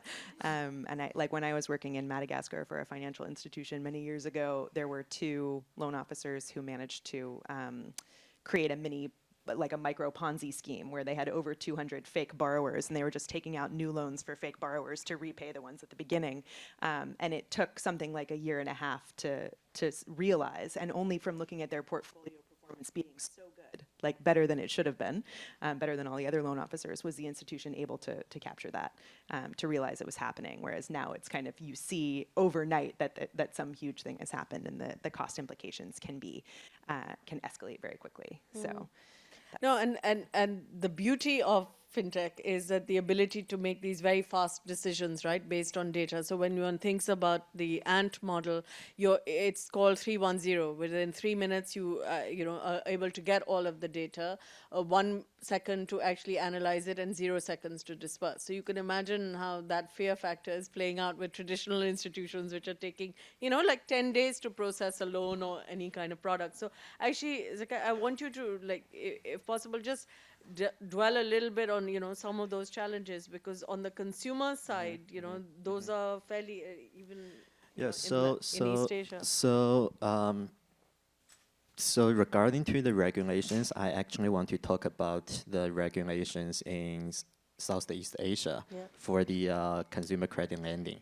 So my company actively participate in this business, because in Southeast Asia, just as Momina said, that there are a lot of unbanked people, right? In Indonesia, about 70% of people, they don't have the bank accounts. They can't, they don't have access to the banking service.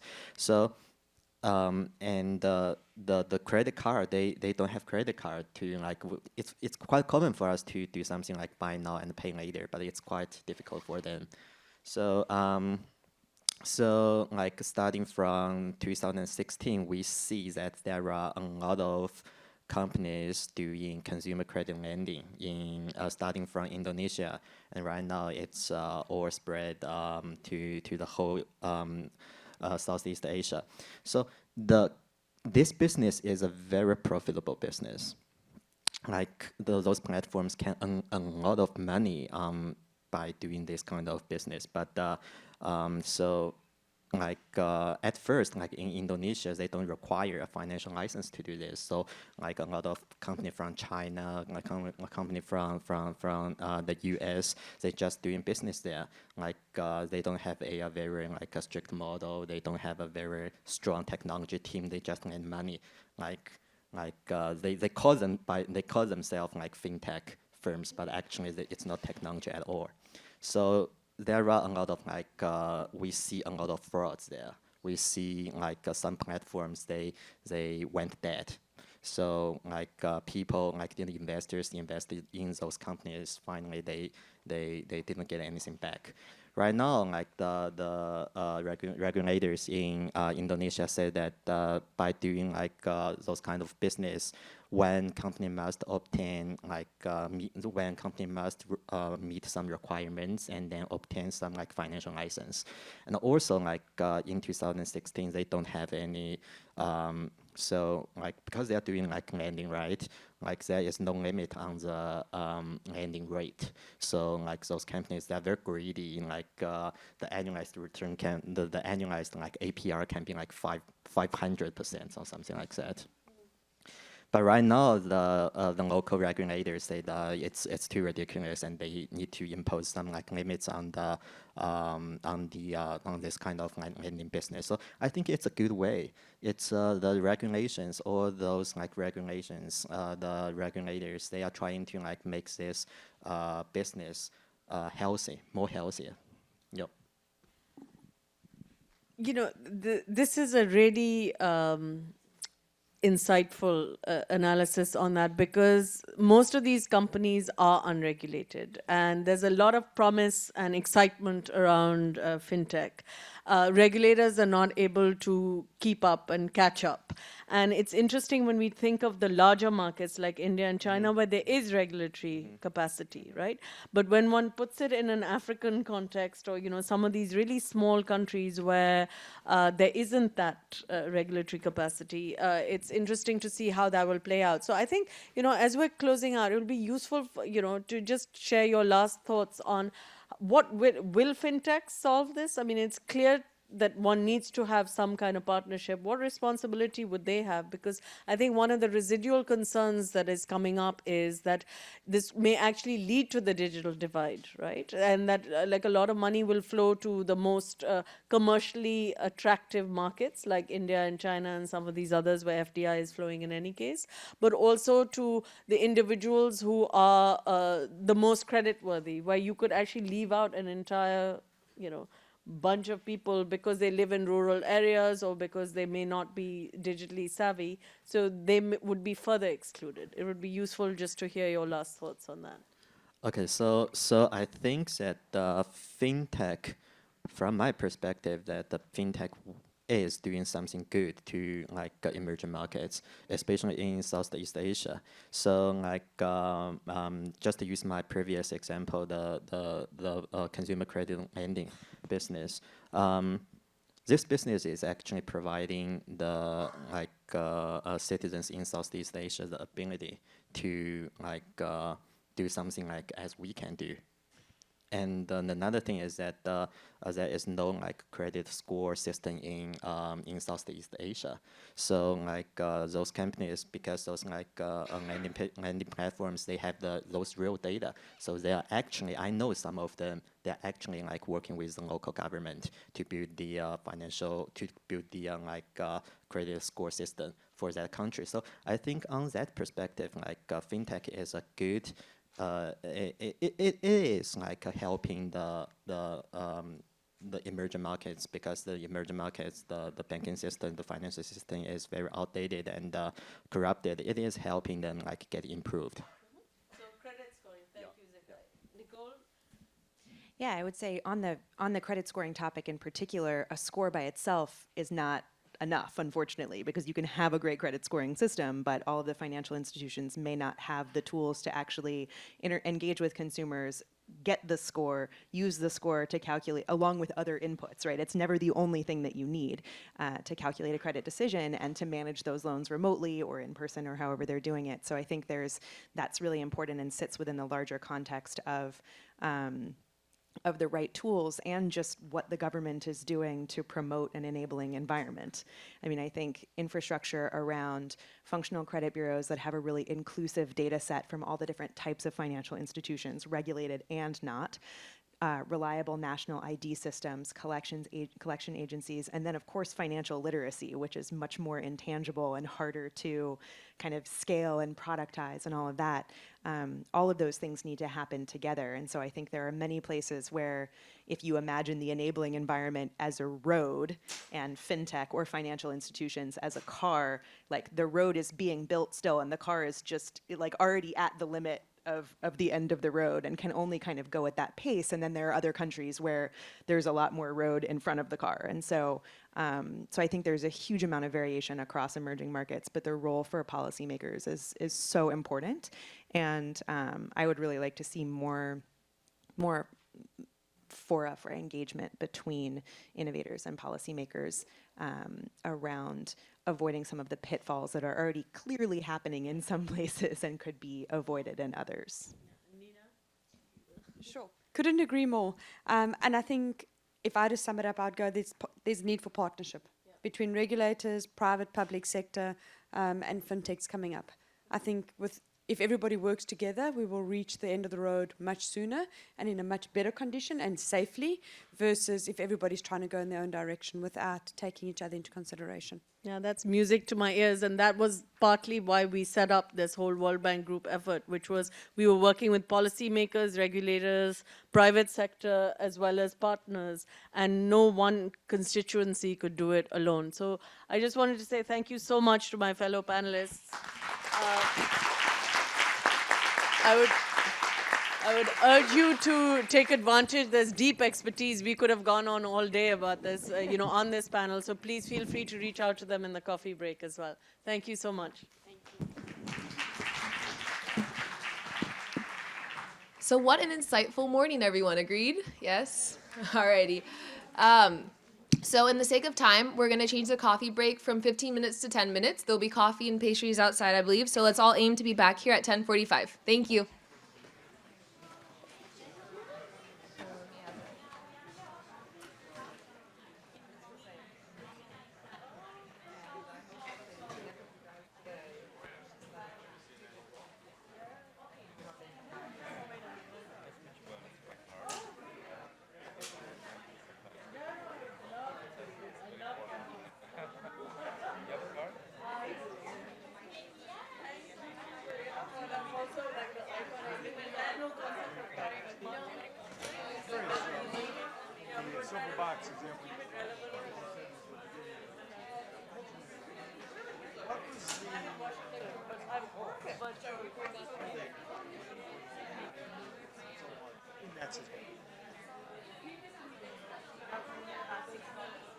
more concerned about what the consumer needs from the balance because retailer pays.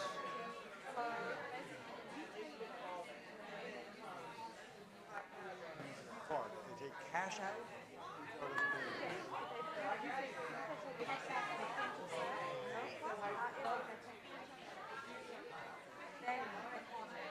So there's an arbitrage which is not card.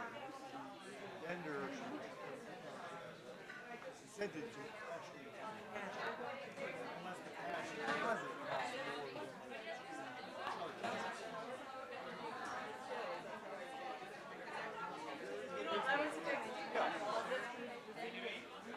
Retailers should come. Exactly, they want the traffic anyway. Well, what did they say? Well, I mean, I don't know the details, but just conceptually, I guess if you not moving people away from cash for that reason, yet the world is going away from cash. Yeah.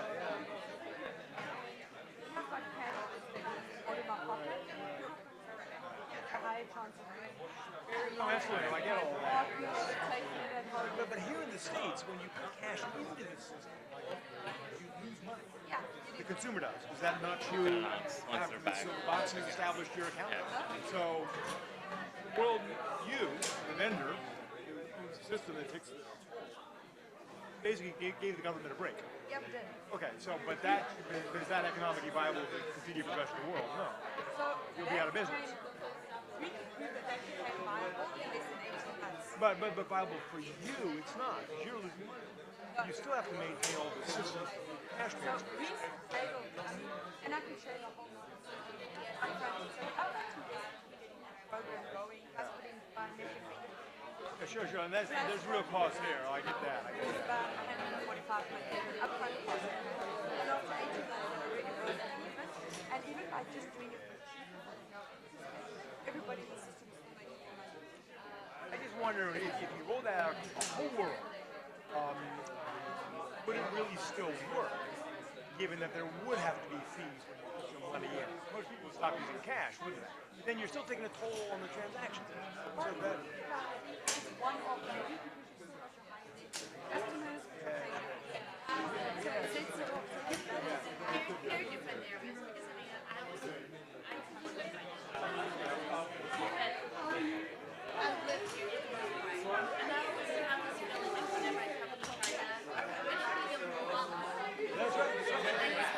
And why is that not from here?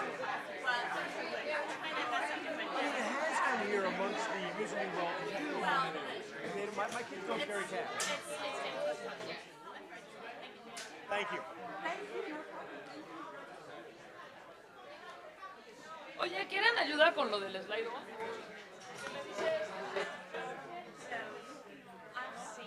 Pero después.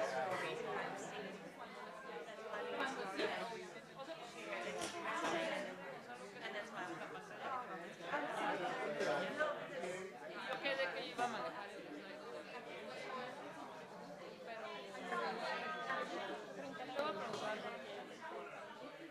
Es que no sabes qué. That was really fun. We have to have a picture.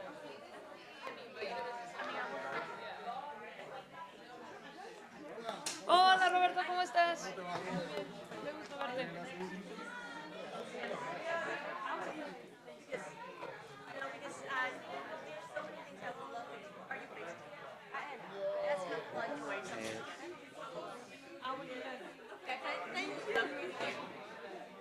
Entonces le tendríamos que pasar al moderador las preguntas.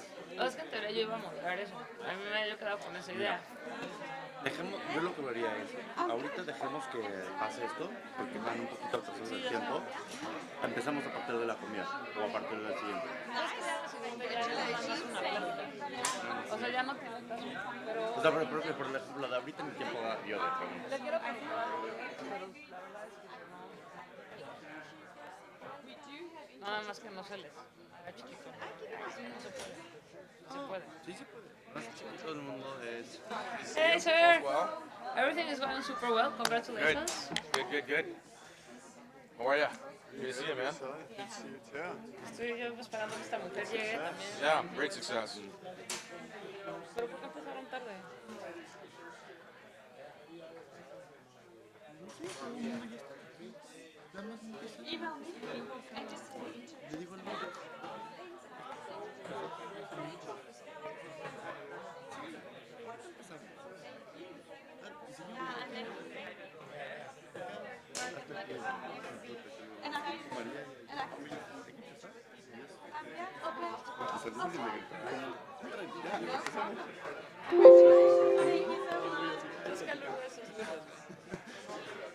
Como que no había, o sea, no estaban los timekeepers, que en teoría son los que responsables. Es que hay un timekeeper. Yo lo que le voy a decir, o sea, estoy haciendo notas de si va a seguir habiendo la conferencia para próximos años, que o sea, como puntos específicos que debe haber durante el día de la conferencia. O sea, debe haber una persona encargada 100% de la tecnología, pero no el de aquí, porque el de aquí vino, conectó esto y se fue. Y te dejó. Un alumno, su única responsabilidad será la tecnología. Y eso incluye el slide y todo. Y que se venga desde antes, ¿no? Le consiguen aquí un lugar donde quedarse o algo, para que esté el día de la conferencia una hora antes y esté todo listo. Después, otra persona encargada del programa vaya a tiempo. Punto. Esa es su responsabilidad. Oye, ¿cómo te fue con tu amigo ayer? ¿Bien? ¿Has aprendido esto? No. Sí, se está aprendiendo.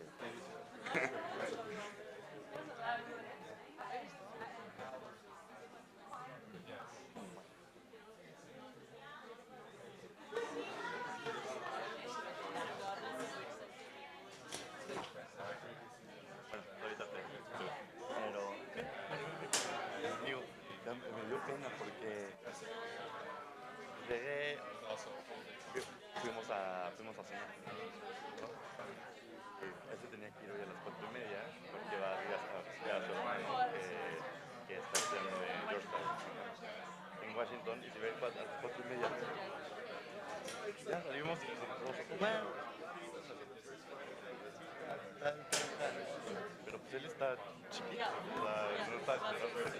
Y al final nos tomamos, o sea, no tanto, pero 6 y 8 cervezas cada quien, sí. De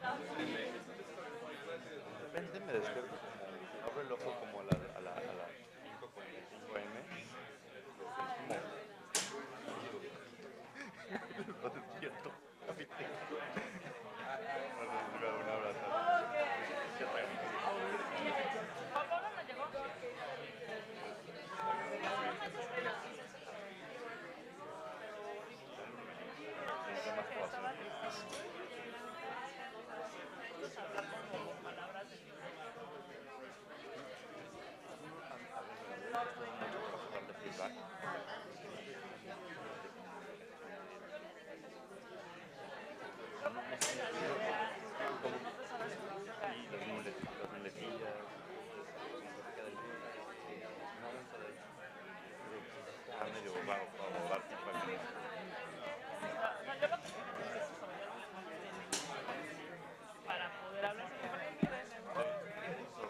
Te voy a poner orden y... ¿Sabes qué?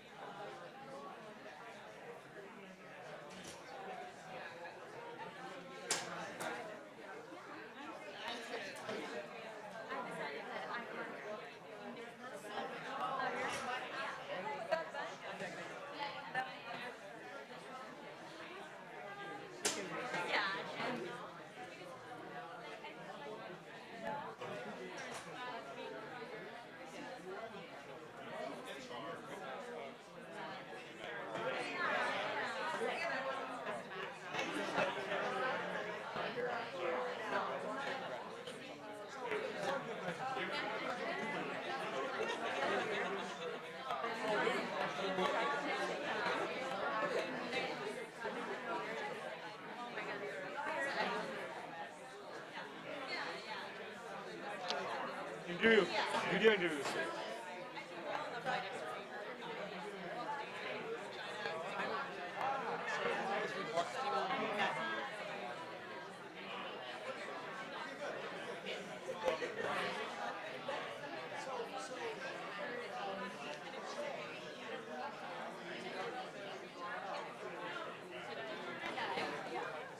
Hi, everyone. If you would help us by sitting down now, please.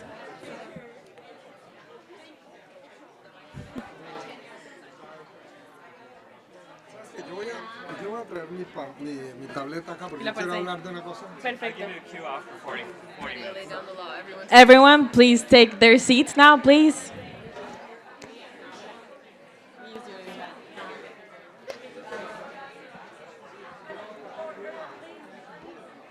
All right, everyone, thank you so much for your cooperation.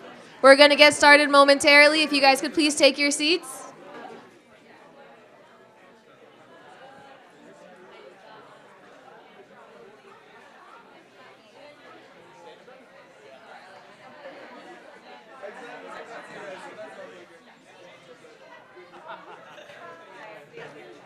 If you just kind of like start talking. Okay. For 5 minutes. Yeah, we did 15. But wait, that's it. Game over.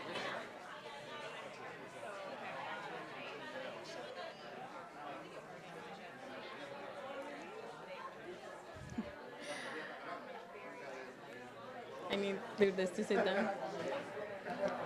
Everyone, please help us. we need everyone to sit down in order to keep our schedule. Do you want me to stay up This here is with so the hard. bags for you? With the what? To help you with the bags and everything?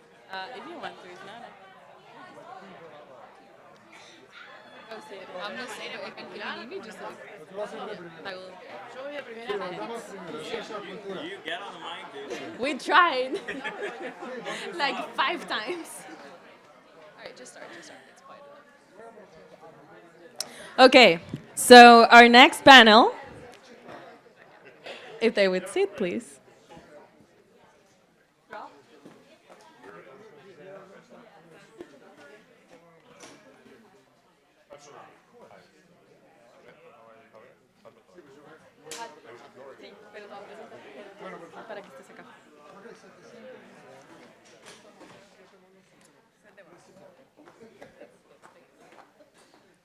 So welcome back, everyone. Please don't forget that we're using hashtag EMI Conference 2019 for your social media. The next panel is led by Roberto Cañizares, BS 71 and MBA 74 of Cornell, President of MSA International and Advisory Board of Johnson School of Management at Cornell University. Good morning. The question is, how can entrepreneurs in emerging markets become world winners? Let's think of what are world winners. What do you think of when you think of a world winner? You think of Bill Gates, Steve Jobs, but even you think about emerging markets. You can think of Jack Ma of Alibaba. You can think of Ren Fei from Huawei, or Naraya Muti of Infosystems. And yet, even if they were here to tell you how they did it, they would have to tell you a story of 30 or 40 years that would apply specifically to one industry and to one case. They would tell you that there is no answer that is universal. So, Lourdes, you gave us an impossible task. We cannot really answer this question because it's too ambitious. So we took a narrower view, but a more realistic interpretation that we think can focus this discussion on how EMI entrepreneurs can become winners. Because the question, being so broad, is more practical to all of you if we bring it down to something you can use. Entrepreneurs take high risks, and their companies evolve through many stages where their growth and issues are resolved favorably or unfavorably to either progress, stagnate, or die. Those of you who are involved in startups or in any kind of investment, you know that the mortality rate of startups is enormous. And the quest to become a winner then goes through many, many stages. My colleagues in this panel are going to share with you a variety of perspectives from different industries and different stages of development in order to give you how different actors take place in this winning game that involves not only the entrepreneur, but also host governments, investors, and mentors. I would like to start with Marina, who will give us her perspective. Is this working? Yeah. So how many of you are actually thinking and engaging into an entrepreneurial activity in the next, let's say, 2 years? There you go. Okay, so third of the audience. So to me, it was a interesting but pretty bumpy road. I joined a startup that was born in Buenos Aires with 50 people, and in 2 years we became 450, going through a funding round. And I would say that you should be ready for, I mean, I'm going to tell you the typical story. I mean, we came to America not knowing nothing, trying to expand our reach, and we realized pretty fast that we were not ready. I mean, the first 2 months where I was miserable, I moved from a very senior role in the corporate world into this role, and I found myself sleeping in an inflatable mattress with a typical New York, no window apartment. I was like 30 feet, and I was wondering every morning if I got into this entrepreneurial thing being too old. I was like, I'm closer to 40 than to 30, and like maybe this is not for me anymore. And so after all that, and after having closed the operation, going back to Latin America and then coming back again, I would say that, well, what we hear when we talk about entrepreneurship, that is resilience, is true. I would put it more in terms of like being shamelessly persistent. And there's a lot that goes into like, hi, I'm here again. And I want to take your money. And so, so yeah, being persistent is a big part of it. But the second thing I learned was that being a very clear proposition, like you know that you have a product fit, and you know that your product might or service might or might not be good, but if you are not sure if there is a market fit, you are buying a ticket to a new failure and potentially a learning experience. But those are the two things I've learned. Like we had a great product, but we were not ready for the market. We got back and we adjusted, and that led the path to what we are today. So that would be my 2 cents, and being like very stubborn and having a very, very clear market and product fit before expanding geographically. Otherwise, you will be creating, building a house of cards, potentially. Then I would like to introduce Alberto, who has a very special perspective on how startups can help the developing world. Thank you, Roberto. Hello, everyone. Thanks for being here. A few years ago, I decided to change my career in private equity. I had been doing that for more than a decade, and use that skill set to move into a sector which I felt could be a sector that would revolutionize the future and the lives of many people in the world, and that's impact investing. I joined Acumen, which is a global impact investing firm, about 3 years ago as the global head of investments based here out of New York.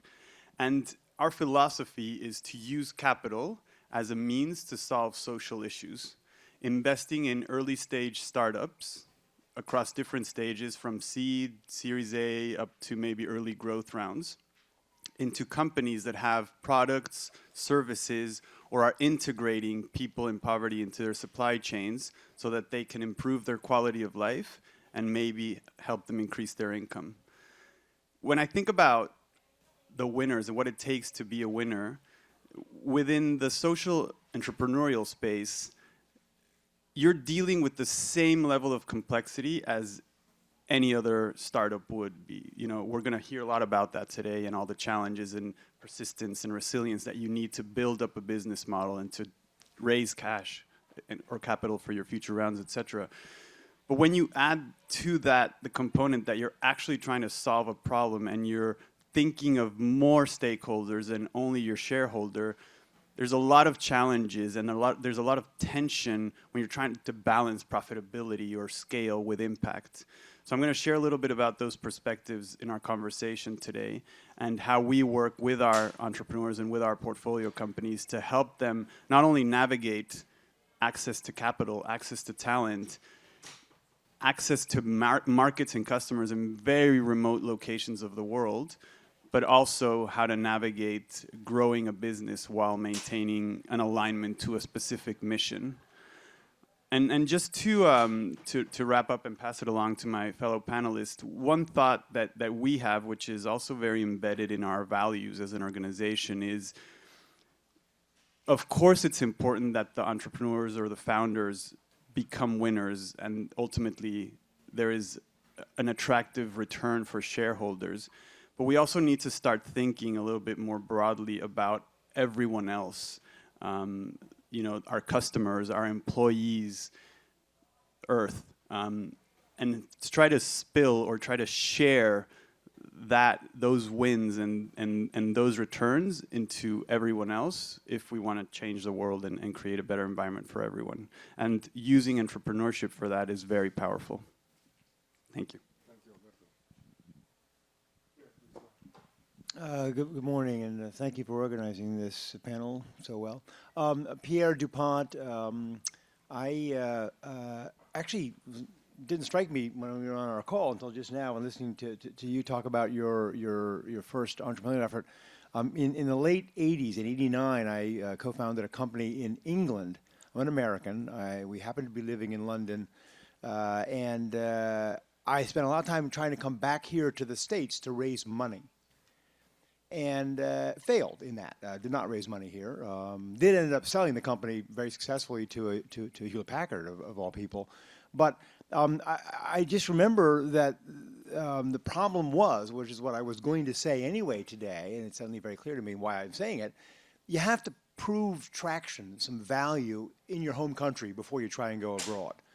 You can't be much more alike than the UK and America are, and the US are. I mean, they're basically the same. It's not nearly as challenging as coming from Africa or Southeast Asia or Latin America or wherever. And yet, everyone I spoke to here said, so where's the evidence that your product, your service is of any value, that it works, that people care about it, that they're willing to put their money behind it?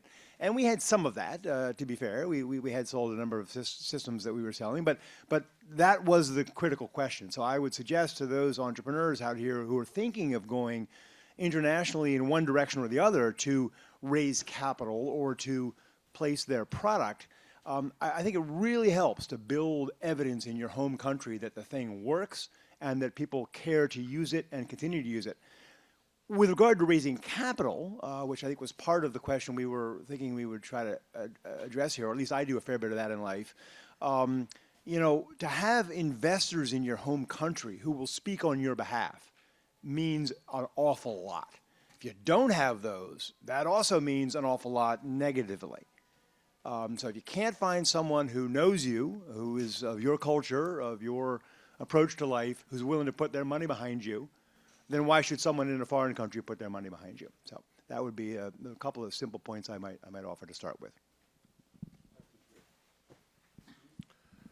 I'm going to take a slightly different tack to this. We've heard quite a lot about what I'll call invention and people with a really bright idea doing something. I just want to talk about making money for a minute. Stay home. Focus on your home market. Build your credibility. Be the first person to bring something to your market. It's harder. It's almost impossible to compete. Like, how many people here played baseball as a kid? Okay, imagine you're standing next to a Major League Baseball player. Anybody remember Warren Spahn? There'll be 4 people who remember Warren Spahn. Okay. Warren Spahn pitched a father and son baseball game against his son's little league team. And he struck them all out. 27, he pitched a perfect game. Do you think the kids got anything from that? They didn't get anything from that. And the message is, go and play in a place where you know better than anybody else. Bring a technology from somewhere else and really focus on being good. Back to, it's a long way to America. Has anybody heard of a company called Dongfang Power Equipment Company? But the fourth largest wind turbine manufacturer in the world, has tried for the last 15 years to sell one wind turbine in America and has failed. Their technology is about 1 year behind the major European and American manufacturers, and those competitors have managed to convince people that their technology is inferior. Now, that means that everything they've produced up until this date is also inferior and should be condemned. So focus on being the first in your jurisdiction to successfully do something, even if it means borrowing a technology from somewhere else. And quite frankly, ignore America, ignore Britain, ignore the big, highly competitive, highly institutionalized markets. Emerging market to emerging market is way easier, particularly if you happen to share a language or you share a culture or you share a way of doing business. It's incredible how we all get sucked to one side or the other side, and I'm going to stop and pass it back to our other panels, but just to the panelists, have you noticed that everybody sort of got sucked over to this side of the room? It's a really weird profile when we look up here. 2/3 of the people are on that side of the room, and there's only a third over here. I'm not sure what that means, but they're all left-handed, yes, okay. Anyway, thank you. Very good. Well, the opportunity for some questions, which you haven't had yet, has just opened up. Let's see what we have. Does anybody, please? No, wait. The electronic is not working. Let's get a microphone. We'll do it the old way. Question. We'll do it the emerging market way. Here. Is this on? Do I need to turn it on? I think it's on. Okay. Well, I have a question regarding taking money versus not taking money, and possibly starting a company with grants first and getting your proofs referenceable. I think, one of the things that people don't realize, I'm a former lending officer in my early part of my career, and then I was on Wall Street for a long time, for about 30 years, but in finance. But when you take someone's money, then they can influence how you're going to develop your business. So if you have a founder that has a vision, people say, oh yeah, let's do a convertible note. Well, that's a note. That's a debt instrument. It's real. Okay, and there's a responsibility that goes along with that. So I guess my question to all of you would be, in terms of funding early stage companies, how would you proceed, not just, in opening up an A round, which of course you're not going to do right away, right? There are stages. And what would be those stages, and what kind of strategies would you apply, particularly if you look at funding companies that are going to be in the emerging markets, not necessarily in the US? So what I found by talking to investors in the emerging markets is that they're way less patient on your cash burning ratio. I mean, they want to see profits sooner than any investor in a mature market. I mean, instability is there. There is a lot of sources of uncertainty. So they want to see that your market, your business is actually worth the money. And so yesterday I spent all my day talking to investors and going through the Q review and explaining why we're adjusting forecasts, because Argentina's economy is like collapsing. And so there is a lot of energy that goes into that. I would say that if you can bootstrap, the more you can bootstrap, the more energy you're saving. But there is also, on the flip side, there is also an element of discipline that comes with the investors. So it really depends on your team. I don't know anything about your business, but I can tell you there is a lot of work to have investors. It's like having a boss again. It's not great, especially if you have a crazy vision. But you've been an investor, so you know how naggy they can be. But yeah, it gives you it obliges you to be profitable very, very soon for them to just keep giving you money. So to comment further on that, but really from the U.S. perspective, I've not done this sort of bootstrapping in an emerging country. But equity is the most valuable thing you have. It's the only thing you have as a founder of a company. And so the faster you give it away, the less you have left over, no matter how you go about it. It's always the case that if you can get grants early on to start, that helps. You run into challenges. You're needing a lot of money, and it's hard to get that through grants, all kinds of issues, how fast you want to move up that slope. But the longer you can delay, and another good way to delay taking equity capital is to find early adopter customers that you can convince to pay up front to help fund things, even long before you have a product. And that works maybe better for sort of institutional things, business-to-business kind of things, than it does consumer-facing things. With regard to the question of the various kinds of capital, I'll just make one comment. I wrote about 2 or 3 years ago a funny little paper on something called the 3 Fs, and some of you may be familiar with the concept. It goes way back, and I first heard it in 90 when I was raising my capital. The first place you have to get money, maybe after grants and so on, are the 3 Fs, and they are obviously friends, family, and fools. You know, because they're the only people who will give you money when you have nothing to show for it. And you know, if the bank of mom is not going to fund you, why should I, as an outsider, fund you? If the bank of your previous boss is not going to fund you a little bit, or your previous coworkers, people who know you aren't willing to trust you, then why should I trust you? So start there. Probably also not very smart about the valuation, so you can get more money, give away less equity for your money.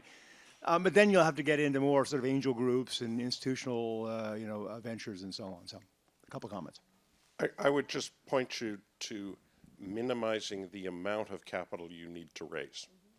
And it's a lot easier if you're on the intellectual property side. You can live in your parents' basement. There are a lot of ways you can do that. If you're starting out to create a new kind of cement, stop and go get a job. And I think it's really important to be honest with yourselves about what your real capital needs are. Because if you think it's $100,000 and it's $100 million, go get a job. And I think that's really important to be honest with yourselves as you're looking at what's it going to cost to get this to minimum economic scale. Within social enterprise, all of this is valid. I would just say, and to add a few points, definitely, one issue across emerging markets is access to capital. So there isn't that much capital flowing into these parts of the world. And when there is capital flowing into these parts of the world, it tends to be quite aggressive. What we've been seeing is that the traditional venture capital model, like Series A, Series B rounds, et cetera, is not necessarily working for a lot of these enterprises, or they're needing to inflate their valuations to a point where it's getting, you're creating bubbles that are very risky, and then, that's on its own creating a vicious cycle that more investors are not wanting to come in when those bubbles collapse. So really being thoughtful and about how you use your capital, when you time your next round, how you bootstrap that capital. What we do, especially when we come into the earlier stage companies, seed rounds, is really focus on financial discipline, reporting, cash flow management, so that there's a very good understanding of what your runway is, how much you're spending, and be very thoughtful about how you use that capital. And for social enterprises, there is a lot of grant access. So if you can bring in that capital, which can even be strategic in some cases to opening doors to help you with technology, it'll allow you to not dilute yourself too much at the beginning, and then use capital that can help you develop your technology further. But I'd like to add one perspective. I mentor startups, and I agree with this information completely, but there's one more fact that I think is useful. When you look for capital, don't just look for money. If you can get investors who are advisors who can help you with your business, who will not derail you. I mean, there's obviously, if you just get some financial person who all he wants or she wants is return on the numbers and reporting on the date and all that, that doesn't add much value. But if you have investors, especially in the early stages, who have experience, who can help you shorten your learning curve, who can help you avoid the dead ends and the wrong decisions that derail your business, that capital is much more valuable, even though it's the same amount of money, as the one that just comes from a pure financial investor. Smart money. Yeah, so to illustrate that, those points actually, we have been raising money, and we raise money from a strategic investor that is doing the exact same thing that we do, but at a very large scale, and that was a game changer for us. It made a real difference, but also on the fact that there is not a lot of access in emerging markets to funding. Also going to the big players that might be acquiring you later in the game, and then you having an exit can also boost your valuation at the same time. So that's a smart move. I'd just like to ask a question related to the title of the panel, which is which entrepreneurs in the emerging world have become world winners? Now, I will now answer my own question. If you say Samsung and so on, but my view is that South Korea is no longer an emerging market. So my question is, real emerging markets, who can you name, which world winners can you name from emerging markets? Who are our role models? Infosys from India. Mercado Libre. Tata. OLX. OLX in India and Latin America it's an e-commerce business.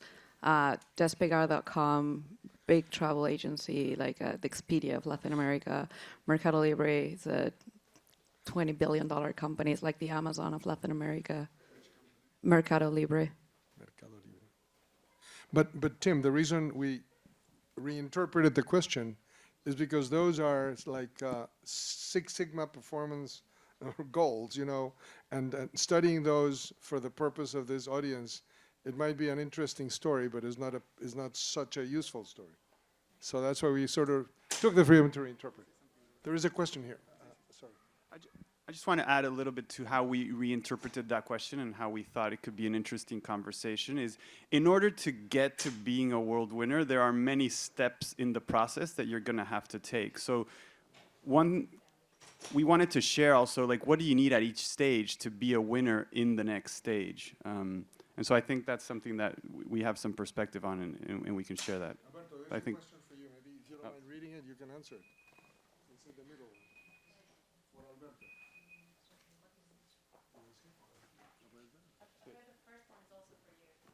But let's start with this one. Yeah, I mean, I think the criteria used for. So the question is, could you explain the criteria used in identifying impact investments and the metrics used to evaluate their performance at Acumen and the industry? I mean, at the end of the day, we are an investor, we're a financial investor, and we do look for companies that have strong talent, strong management team, a good go-to-market strategy, and a sound business model. So ultimately, we are putting capital into companies that we look to grow and scale.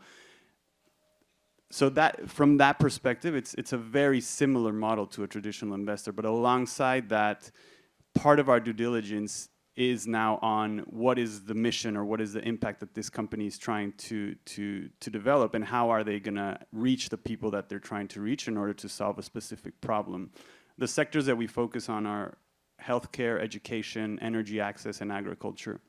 And so from the get-go, we do a due diligence in parallel to the business due diligence around impact. We measure it with our own methodology that reaches the consumers of these companies and asks them questions around the product, the service, how are they engaging with it, if and how it's been changing their lives, etc. So there is a strong individual component that is done through technology via surveying. And then through that, we developed an impact strategy that goes alongside the business model strategy. And we look to see how the company will be able to scale within those customers that tend to be remote, that don't have a lot of disposable income. So at the end of the day, it's how you align your mission and how the management team is aligned with that mission, but to create a business model that can scale, because ultimately that's the only way that you can solve problems. Anybody else wants? I think I want to. I sometimes call myself a professional skeptic. Because I do find myself working with a lot of family offices who bring deals to me, and I just tell them the potential problems I see. That's all I do. We see a lot of impact these days. It's a big topic, obviously, as you imagine. And for those of us who are not in the industry and therefore don't have the experience and the wisdom to sort of see through a business model to an actual impact, that's the thing I think as an impact entrepreneur you need to figure out how to highlight and prove. So take, I'm going to help 4-year-olds learn to read. That's my impact. And I'm going to do it with this piece of software, or I'm going to do it with this phone app or whatever. How do you show that? How do I know that is really what's going to happen? Is really the question I think you have to be able to address to potential investors who are not so professional and might have that answer. And then, indeed, as you were saying, how does the business model, as a very core part of the business model, produce that impact? So that it's not sort of a business model that's making a profit that then gives it all away to charity in some senses. In one way you might look at that. That's not really the point. An impact investment has a business model which sort of, as a core part of itself, generates the impact, and therefore is sort of self-sustaining as it does that. But the measurement of that impact, the actual seeing of it, and the proving of it is a big problem for those of us who aren't experienced in impact investing. So if you're in that category as an entrepreneur, really focus on how you can show there will be an impact, and even prove that you have given that impact already, I would suggest. If you want to look at it really, a company that's really spent a long time looking at this, there's a company called Meridium Infrastructure Investors run by a guy named Thierry Deu. And Thierry, this is roads and bridges and dams. This is not small stuff. And he actually now calibrates all of his investments on this basis as well. And he's done quite a lot of work with the World Bank, with the IFC, and the World Economic Forum on this. So he's a very good, he spent more time than most studying it, and I believe it's on his website. If it isn't, it's about to be on his website. This is a question that is not directed at anyone. So the question says, what things should you consider when looking to open your first branch or office in the U.S.? So we started in the U.S. in Miami because it was easy. We were from Latin America. Everybody is speaking Spanish. It's sunny. Weather is great. So we went to Miami. After 6 months, we had 0 sales. We took off the team, put it back to Latin America, got back 1 year later, went to an incubator, and we raised that question to the advisors. Where should we start our operation in the US? And they were like, well, you're a tech company. You should start in SF. So we established an operation in SF, extremely expensive, burning money like crazy.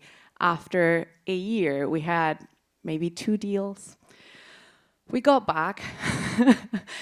We rethink the whole thing, and then we realized that we had to service a market that was not as crowded, that was not as expensive as San Francisco. So we decided to open an office in Austin because it's an up-and-coming hub of technology, and slowly things started to work out for us. So when we started this conversation and said, be very, very mindful of what is your product fit and also what is your market fit. We were targeting the top of the pyramid, the groundbreaking technologies, and we realized that we cannot compete there. We were doing artificial intelligence for legacy companies, so we had to find those legacy companies in the US, and those legacy companies are definitely not, mostly not in San Francisco or in the coasts. So we had to attack the mid-market, and it took us some time to realize that that was the case. And by the time we realized that, we had lost literally millions of dollars. And so I would say the biggest consideration is find your customer. What is your sweet spot? What are you trying to target? And then go there, wherever they are. And second, don't try to go where everybody's going, because that place is going to be crowded and expensive. If you're a tech company, you're going to San Francisco and you don't have the funding, you're going to fail miserably. So Austin is a great option. Toronto has amazing options for starting companies. So those are my 5 cents. So you might summarize some of what you just said with local early adopters, local money, local market, local talent, and actually talent form of talent is early adopters. You got to go where it's going to be easiest to understand the new markets you're going after, new being a new country presumably, and maybe you've got some smart money willing to invest in you. That might be a reason to locate something somewhere. But I think probably most important of all, it's the early adopters who are willing to work with you to sell your product. Now, this doesn't work again if you're some sort of consumer app that's going to go to 1 billion people. But if you have chunky customers, if you have real institutional early adopters that can help you develop the product, I think you want to be close to them. And indeed, staying away from high cost, no question. You can find both. You can find both. Yes, exactly. Yes. I just add one more thing. Within the impact investing sector, we see a lot of companies that are not tech-enabled enterprises. An important sector is agriculture, and one of the main focuses of agriculture enterprises are trying to disrupt supply chains by eliminating the most middlemen in the supply chain to enable the highest margin to go down to the farmers. A lot of this is done in high value chains, premium crops like premium cacao or premium coffee, and the main markets for those crops ultimately are sort of the developed world, but the operations are in emerging markets. So we have seen in many cases, and we've invested in companies that are targeting customers in developed economies, Europe, the US, etc., and that they need to go to that market. And once you've developed that go-to-market strategy, what we value as an investor and where we support our companies is, as Marina was saying, really try to find the customers. If you can find an off-taker, if you can find customers that are willing to start buying your products and you generate some recurring revenue, that's also going to help you in your valuation for your next round. So I think for us, that's really the key aspect of whenever we're going to look at a company that is penetrating a developed market is how and who they're going to penetrate it with. To help you remember all that, there's a joke or a story about a famous bank robber called Willie Loman. And when the police caught him, they asked him, "Why do you rob banks?" And he said, "Because that's where the money is." So remember, go where the customers are. Okay, we are. I'm not sure the banks consider themselves customers. No. Well, for the robbers, they are. We're reaching the end of our period here, so I'm going to use the most broad question as a good way to finish, which is open to everyone. How do you determine success today, and how has it evolved? This is your ultimate opportunity to show your wisdom.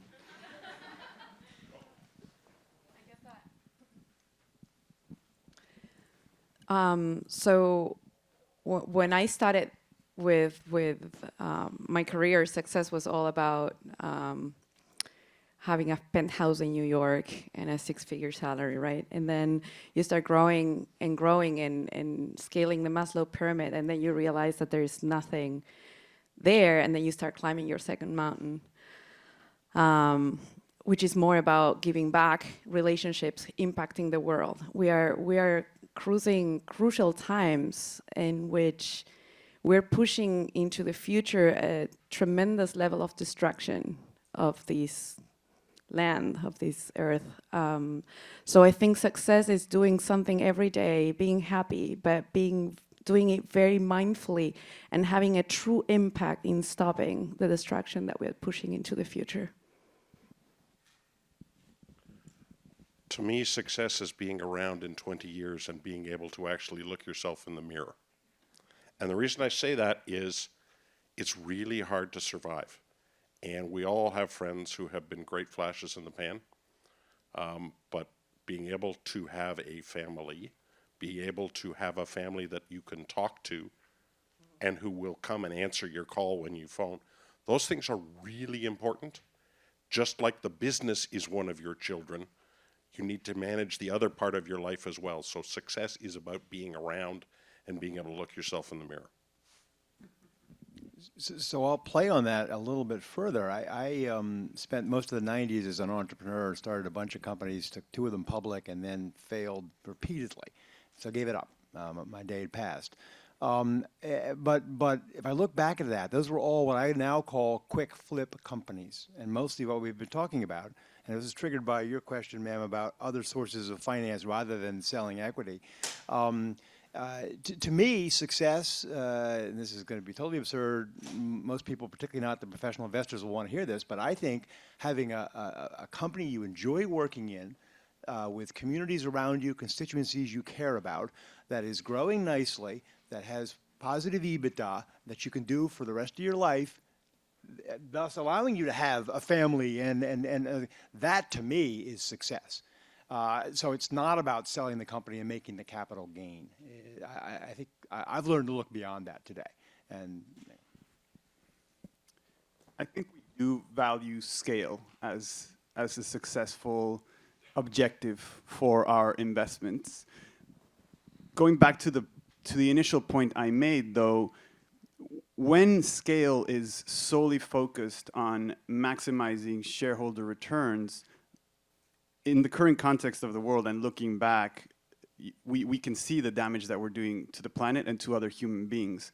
So the reason why I decided to move into impact investing is to find business models that were disrupting the definition of success and disrupting the definition of maximizing profit and maximizing shareholder value as success. So as we think about scaling portfolio companies, scaling companies that are changing the lives of people, or that are battling climate change, or that are allowing women to access markets in a real way, that is when we find that we have made a successful investment. But what you need, ultimately, you do need scale to create business models that can reach large amounts of people. But it is very aligned to your values and to creating impact for the world and for the remaining generations that will come. So I do think that for us, success is looking further than just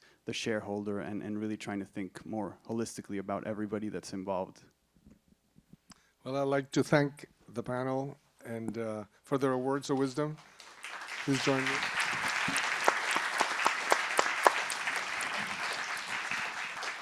Thank you very much. It was a pleasure working with you. thank you. Thank you all so much for the wonderful and useful insights.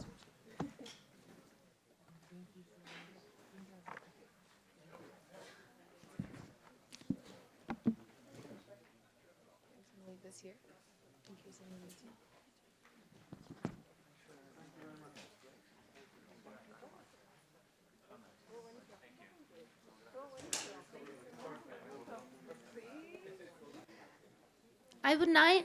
I would now like to invite Peter Cornelius to moderate the panel Emerging Markets as a Driver for Growth, to understand what are the drivers for companies to invest and succeed in emerging markets, and how can we leverage both the North and the South to spur inclusive growth. Yeah. Okay. Thanks very much. I guess we are missing. No, Okay. Very good. And we are still missing one. Sahir. Oh, he's Sahir coming. Zaveri. Okay, great.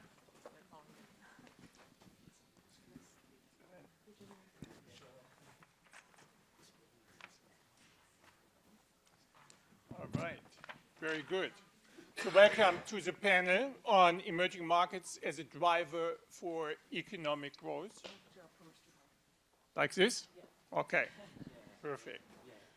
So my name is Peter Cornelius. I'm an investor. I'm with the Carlyle Group, and we do invest in emerging markets quite significantly. I have a tremendous panel here. In alphabetical order, Jacqueline Lee, who is the Senior Director of Marketing Latin America for Qualcomm, one of the large global technology companies. We have Sahir Zaveri, who is a co-founder and CEO of King Children. And last but not least, we have Efe Ukala, who is a Vice President, Assistant General Counsel for JP Morgan, and in her spare time, or vice versa, I don't know. She's the founder of Impact Her. And we're going to learn more about this company in a moment, but let me just frame the discussion a bit. I don't know whether you have seen the IMF World Economic Outlook came out a couple of weeks ago. 55% of global economic growth is now produced in what the IMF defines as emerging and developing economies. That's a lot. The emerging markets will need to bail us out. Otherwise, we might have a recession next year in the US or even globally. So a lot today depends on what's going on in emerging markets. Now, we could have a discussion about global macro. You know, maybe 10, 15 years ago, this panel would have discussed all kinds of macro issues, monetary policy, inflation, budget deficits, and so on and so forth. I think that's increasingly inappropriate. Economic growth is driven essentially by companies. That's why we're here. This is why the other panels are really focused on companies, on entrepreneurship. Implicitly, the last panel is actually focused on what I would call transformational entrepreneurs. They're different from subsistence entrepreneurs who cannot find a job and open a little shop. They don't create jobs. They don't create economic growth. We're really talking about transformational entrepreneurs, also in this panel. And I will invite our panelists to introduce themselves and their companies, what they're doing, and then we have a few questions, and hopefully we have questions also from the audience. So why don't you kick off and let us know what you're doing. Can you hear me? Yes. Hi, everyone. Well, first of all, thank you, Lourdes, for the invitation. It's a pleasure to be here. As Peter said, my name is Jacqueline Lee. I'm responsible for marketing in Latin America for a technology company called Qualcomm. So I'm not sure if you have heard of Qualcomm, but we are an American company based in California, San Diego. By the way, great weather. Marina can go there, but expensive houses. It's a 35 years old company already. It's the company that has developed, has focused a lot on developing technology for wireless and mobile solutions. So Qualcomm invests a lot in R&D. It's one of the largest R&D investors in the technology world. It's about 20% of our revenue goes to R&D. It has enabled 3G, 4G technology, and now 5G technology. And not only develops the technology, but also licenses this technology to other companies to build their phones, their devices, and also sells processors. So we have a brand called Snapdragon, which is a processor for smartphones and other devices. And lately, for the past couple of years, we started to expand our business, not only from smartphones, but also to other areas like Internet of Things, like automotive. So today, Qualcomm sells a lot of solutions and develops technologies for connected cars and including now autonomous cars. Also, we have an area of business devoted to compute, which is using the processors developed for smartphones in computers so that their batteries last longer, they're always on, always connected. So launched a few products with some partners recently. And of course, we are looking at the world develop 5G. So 5G, we believe it's the most, it's a turning point in terms of not only technology, but also in the effects that the technology will bring to the economies, to the world, and ultimately, of course, to the emerging regions like mine. So by the way, I'm based in Brazil, I'm Brazilian, so I'm based in São Paulo, but of course, we work in Latin America. Great. That's basically it. Thanks very much, Ify. Thank you so much for the opportunity to be here today. So I am wearing the Impact Her hats today. I'm the founder of Impact Her. Impact Her is a nonprofit organization or impact-driven organization that focuses on helping African female entrepreneurs to access institutional investors and institutional capital, however we want to frame it. The idea there is that those women should get access to scale their businesses. Impact Hub to date has trained over 4,000 women in 38 African countries. So our focus is really sub-Saharan Africa. I started that a few years ago while working at a PE firm. My background is I'm a private equity lawyer / I also do other investments. Going through different African countries, looking at investments, or rather potential portfolio companies, and sitting on the investment committee. It was a lot of men walking into the door, trying to figure out how to scale their businesses. Not enough women. The few women that came in, it was always something that stopped the IC from allowing them to go through the process. So I took a step back to say, something here isn't right. Data at that point pointed out that there was a $42 billion gap within Africa. So this was by the AFDB for female entrepreneurship. And when we also look at the numbers, we would find that if we're able to help these women get access, we could ultimately contribute to the economic growth of each country. So based on that backdrop, I decided, I already have the experience. I put together a team that also had the experience from working in the sub-Saharan Africa space to help solve that problem. Thanks. Say Sure. Just to start off, I have a small video to play for you guys to give you some context around what it is that we're building.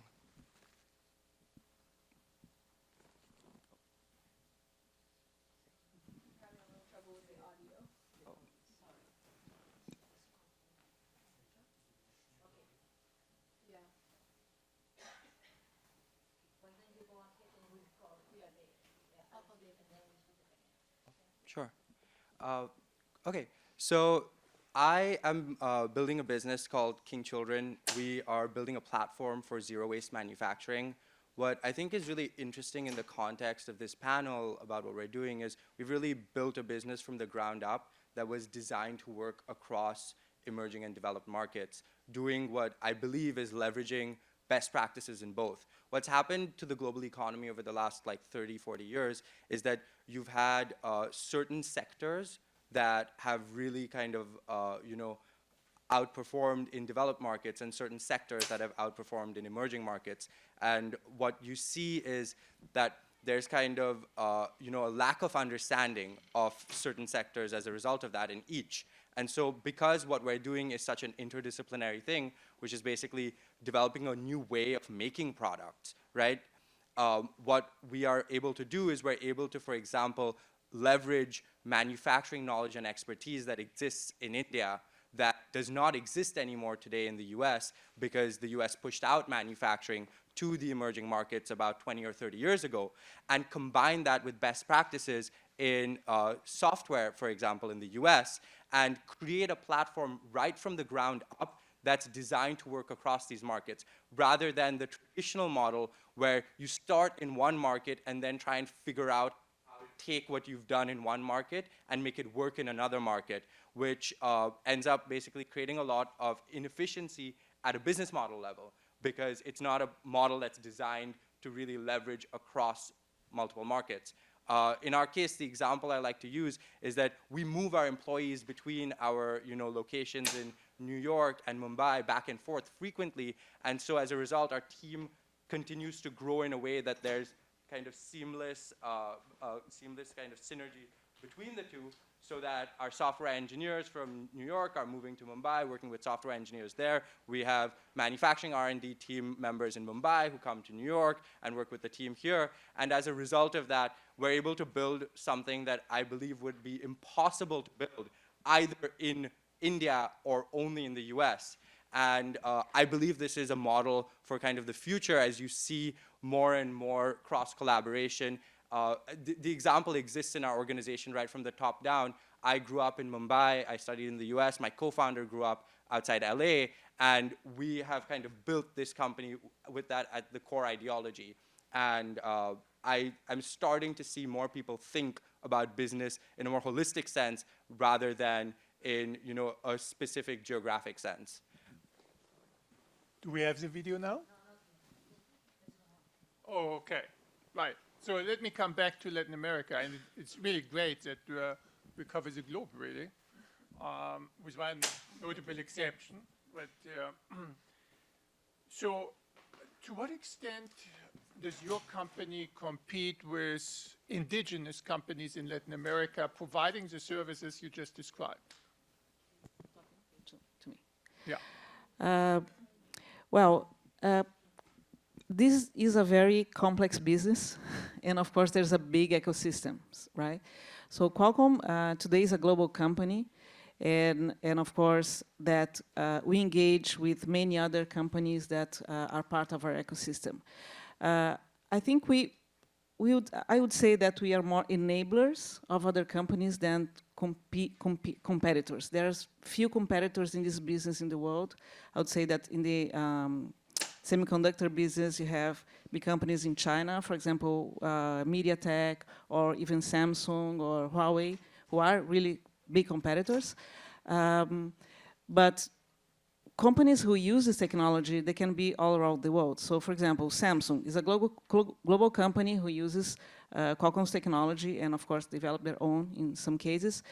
We also work in Latin America with several OEMs that we call, which are device manufacturers. So we have several in Brazil, in Mexico, in Colombia, and others. And we try really to work with these guys to make sure that they are able to build phones, to build devices, can be routers, can be any other kind of device, using the technology. So there aren't so many, let's say, companies that compete. It's basically much more enabling ecosystem and making sure that the companies can benefit from the technology to do their business. Thank you, Effie. Coming back to what you're doing in Africa, so my understanding from what you said is kind of twofold. You help entrepreneurs fund their startups, but perhaps even more importantly, you provide mentorship. Correct. Correct. Can you give us an example of how this works? Yeah, so with us, we usually start with we open it up with a training program, right, where they come into the classroom, they go through multiple days of training. But what we're really, and then after that, this one-on-one service begins. And with the one-on-one service, what we're really looking at in each business, there is basically, if they had to walk into a VC firm or a PE firm, how would you be evaluated? So we're looking at what does your team look like? Do you have the expertise on the team? What is the product? What is the market? Are you providing a market-based solution versus a solution that you're forcing the market to eat up, right? We're also looking at what are your, I guess, long-term goals and how long you're assessing those. So basically, we would go through the general, who are your competitors in the market, going through that rigorously with the business owner in the room. Thereafter, we spend several months working with them. For one, sometimes we notice, at least a lot, it's with most of those businesses, there are leakages. What do I mean by leakages? Most companies haven't adopted a cashless policy, and in the African ecosystem, that could get tricky, right? We've had people that would say, oh my God, like I was supposed to make 100,000 naira in sales this month, for example. I wasn't able to hit it. I thought I did. So when you really go through where leakages are, the resources, the capital, you're also looking at the human capital, you would find that there are a lot of places that you have to sort of put a Band-Aid to stop the bleeding. And through that, doing this with a couple of months, we find that we've literally able to take someone from point A to point B. Recently, someone did a testimonial video, which will be posted on our website soon. And she said within 4 months of working with us, she came from being afraid, and she already had about, I think, a few outlets where she was selling her products. Within a few months of working with us, she was able to open up other outlets. So that's scaling, right? She was able to employ more people, and she was able to increase her business turnover by 40% in 4 months.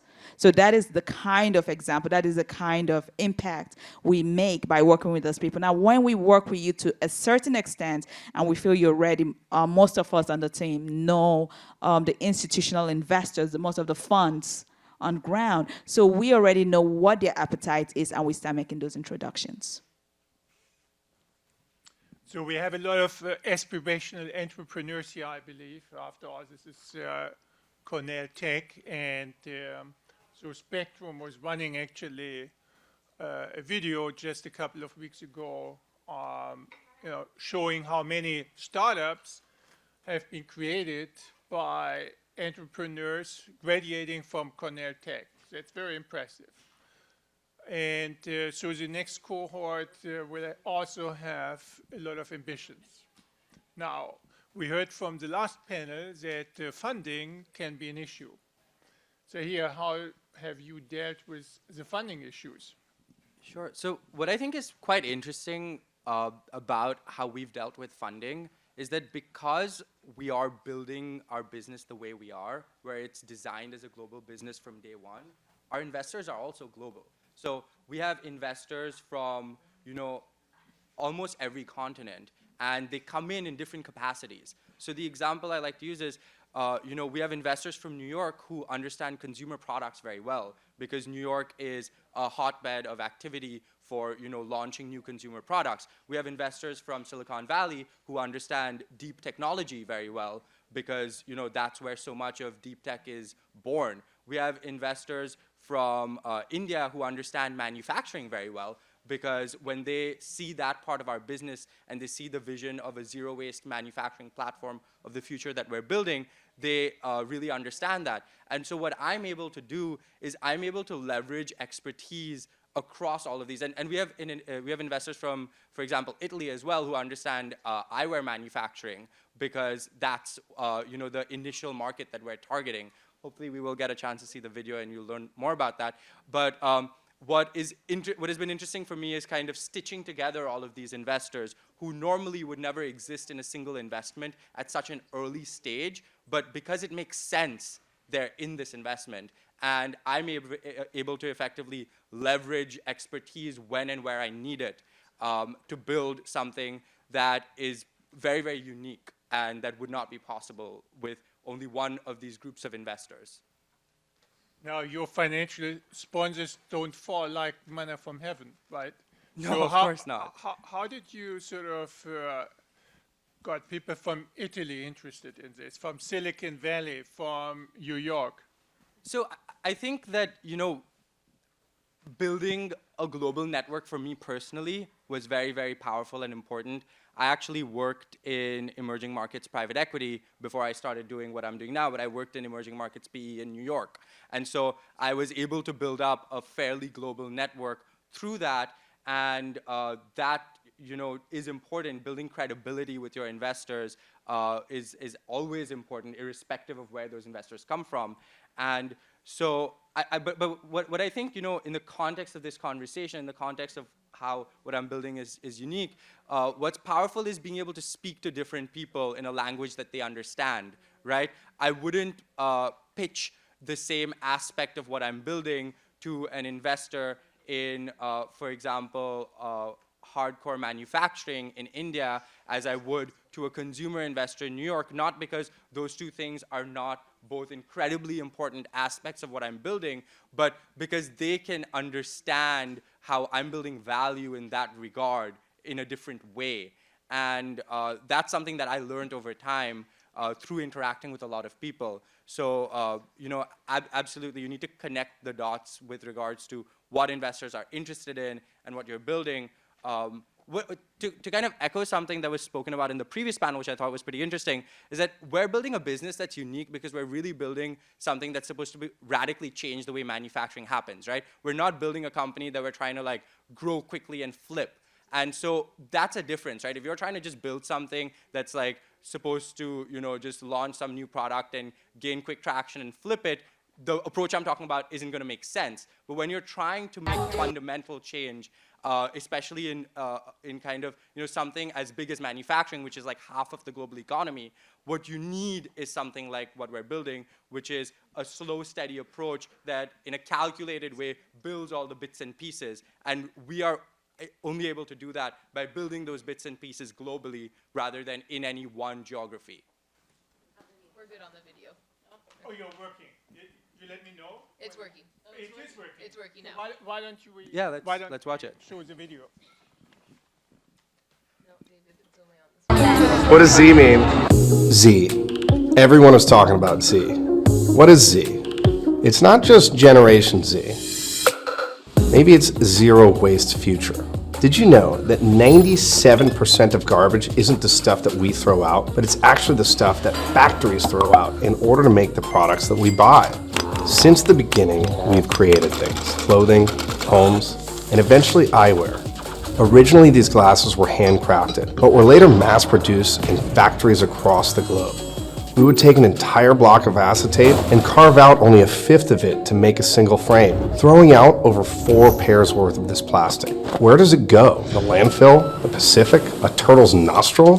Then there's the inventory. Did you know that 2 out of 3 pairs are never even sold? They get thrown out too, along with all the wasted plastic it took to build them. When you add it up, we throw out about 14 pairs worth of plastic for every pair we buy. Now, while Italian acetate does sound fancy, we thought there must be a better way of doing this without dumping in landfills, building plastic sea islands, and stabbing turtles in the f***ing face.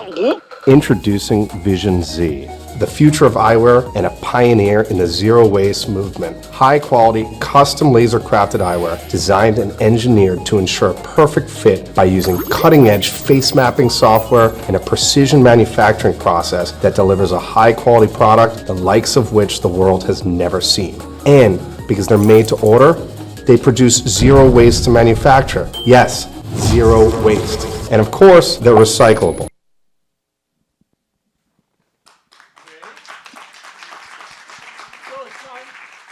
Time for a little commercial. Where can we buy it?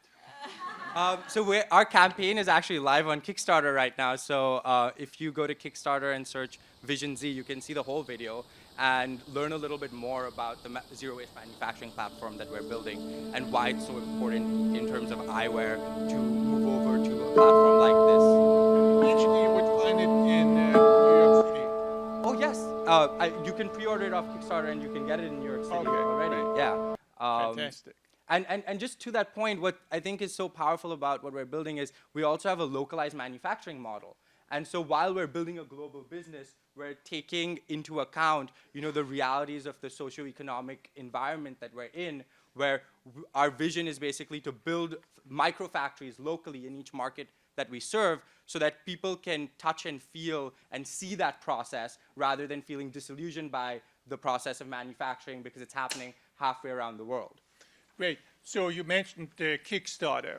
We are back to FinTech. And Effie, I know you have your impact hat on, but it's inevitable that we also come back to JP Morgan, which is one of the leading firms in FinTech. To what extent does FinTech play a role, not for JP Morgan? Okay, no, I know. Your compliance officer must be here somewhere. No, but in the countries you work, and the entrepreneurs you work with, to what extent is FinTech a game changer? So I think it's doing a great job, especially in the accessing loans sector. When you look at it's sort of revolutionized the way like people get access to loans, whereby you go on your mobile phone. A lot of people now have access, obviously, to mobile phones. You go on your mobile phone, you apply for a loan. The traditional way would have been you walk to a bank, you fill out all these application forms, they ask you where your grandmother lives and all that, intense questions. But now they're using data around, maybe the phone line you use, how often do you upload your credits, all these other factors like, who do you contact more often? Those little factors that people would not have really traditional thought about, they use that to sort of predict what the default rate might be. Right? And then what that happens is that within minutes, you get access to a loan. Now, from a female entrepreneurship standpoint, that is also a game changer because I've literally had women that have walked into banks, especially in the northern or like the some religious sensitive areas, where they walk in and the bankers want to attend to the men first before it gets to the women. And then the woman wants to apply for a loan and they ask her, where's your collateral? most of them don't have access to that, right? Or you go to a bank and they say, you have to like fill in all those forms, and sometimes they don't even understand, have this requirement. It makes it difficult. So you can't really scale a business if you don't have access to the money, right? So I believe that fintech has actually, is a game changer for us. It continues to be, and in fact, our own trainees are also developing products around that help address some of those cultural issues as well. Great. We have a number of questions and around 15 minutes left. The first one is actually for Jacqueline. New tech is expensive in emerging markets. Is there a way to make the latest technology affordable in emerging markets? What are the challenges? This would have been the next one actually for me. Thank you, Peter. Yes, I think there are many sides of this aspect of technology. I mean, of course, when technology, when it just starts, we'll probably remember 10 years ago when 4G technology just started, the phones were really, really expensive. So there were very few phones available, and they were very, very expensive. So with scale, meaning more people buying these and adopting, etc., prices go down. And what we are seeing with 5G technology in this specific case is that we already started with a much better scale than 4G. And that applies, of course, for all the regions, and because the smartphone business is global, so whatever the offers you have here in the US are basically very similar to what we have in Latin America or other countries. So just to give an example of the scale, when 4G was launched, there were about 5 carriers launching and 4 different models of devices in the first year. With 5G, there's about 30 carriers and 50 models of devices, something like that. There's already 200 models available or being developed. So the scale is much bigger. I believe so that the devices are going to go rapidly becoming more affordable. And my company is already making 5G available in different tiers of processors. Used to be only in the premium tier. Now it's going to be available. It's already available in several other tiers, meaning it's more affordable. There's the other aspect that I just wanted to touch is mobile technology has enabled a lot of new businesses. So what Effie is talking about, for example, enabling this women to have their business, etc. So mobile can help a lot with that. I imagine that several businesses might be based on mobile access of people to services and etc. So that's another thing that will also benefit Latin America. One thing that we were talking about, for example, entrepreneurs and startups, several startups that are becoming unicorns in Latin America, which was something new. Latin America did not have any unicorns. They are based on mobile services. Like you have, for example, food delivery, or even similar than Uber service, which is taxis. We have a lot of things that are only available and possible because of technology and mobile technology. And that's enabling not only consumers to use this, but also entrepreneurs to create services that are not so complex to create and being inserted in the business that were not possible before. We have one specific question and then several general questions. One for Effie, which is, how do you fund yourself? Not the entrepreneurs you work with, but your organization. Yeah, so the interesting story was when I started, I joke like, my tax records show it. I self-funded when I started, right? Because sometimes you have to prove the model first to show that the product you are offering, it's indeed a real market solution to a problem. Went on, we found that we were able to work with governments. So with the government model, it's literally a government say, come and do act for us here, or provide the service, and we would pay for it. So we do that. So we do have government funded programs, and our general program that is not funded, but it's also free to those women. But what is interesting is that most of them come back writing a check. saying we can't walk away without, you've turned my business around, this is a check, and they actually give us more than we would have probably charged them. We also have donors as well, and JP Morgan has been supportive as well. And I should also mention, besides the financial aspects, because when I talk of partnerships, sometimes I say, it's, for me, it's not all about the money, right? For example, we've worked with, I call Google my day one. Google has worked with me in terms of helping embed technology into or turn around non-tech focused businesses into tech-enabled businesses, and they do this at their own cost, no charge to us. Great, thanks. We have several more generic questions. You wanted to add something? Okay. Some more generic questions, and one pertains to risk management. The way the question is phrased sounds there's interest in sort of macro risks, like increased tariffs. How do you deal with this in a high growth environment? That's, I guess, for all of you, but in particular for a global company, but then also one that aspires to become very global. Why don't we start with Sameer? Sure.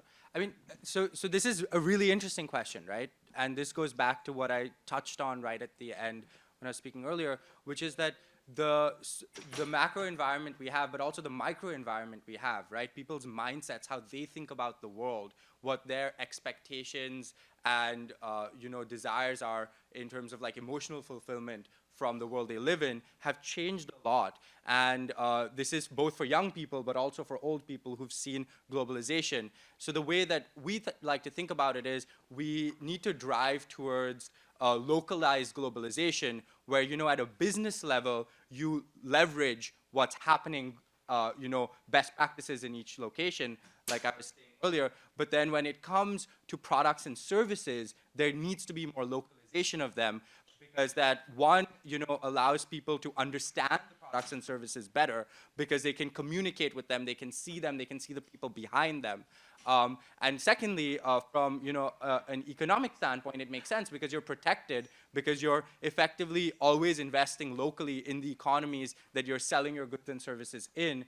And so, the kind of local governments, et cetera, are also very happy with your business. And I think that this way of thinking is really something that is going to be adopted more and more, either because people have to do it, or because you have new business models that are built around leveraging it.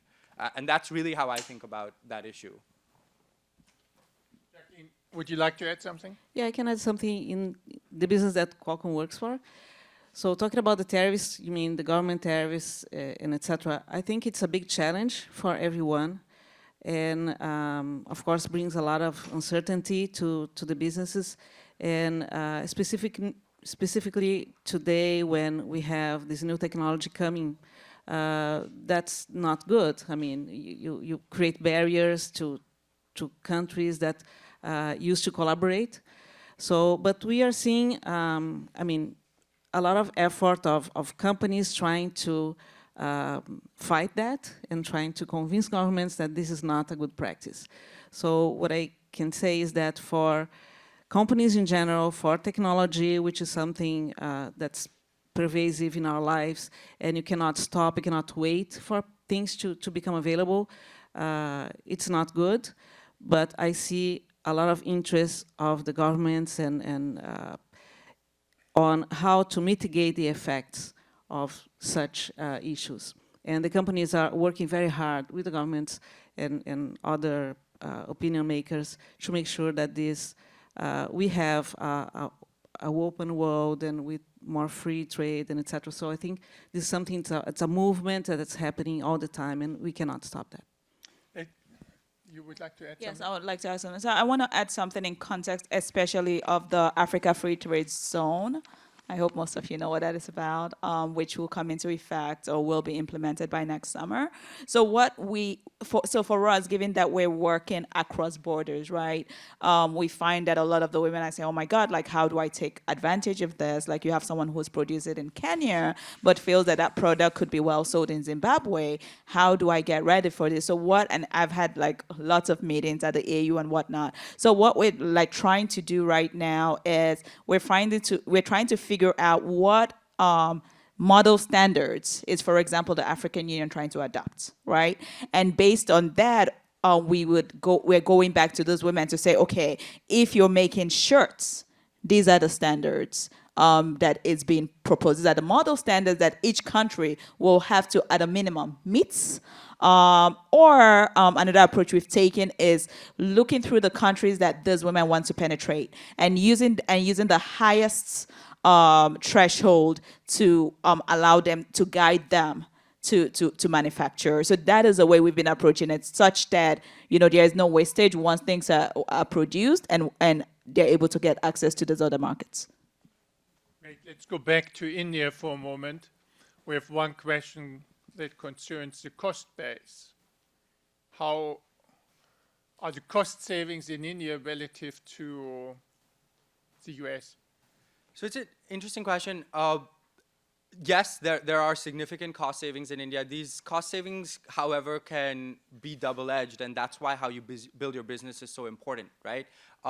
There are big global companies in tech that basically shove all of their, low-end tech stuff that's like very repetitive into India, and so they're effectively using India oftentimes as a way to do things that,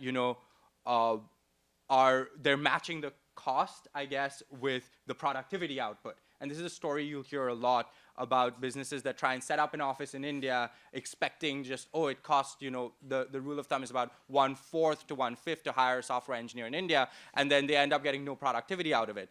And I think that model makes no sense. And so because you're not benefiting. What we do is we overpay our employees in India by Indian standards, but then we also give them mentorship and allow them to rise to the level and quality of, using software engineers as an example again, of, a software engineer from the Valley.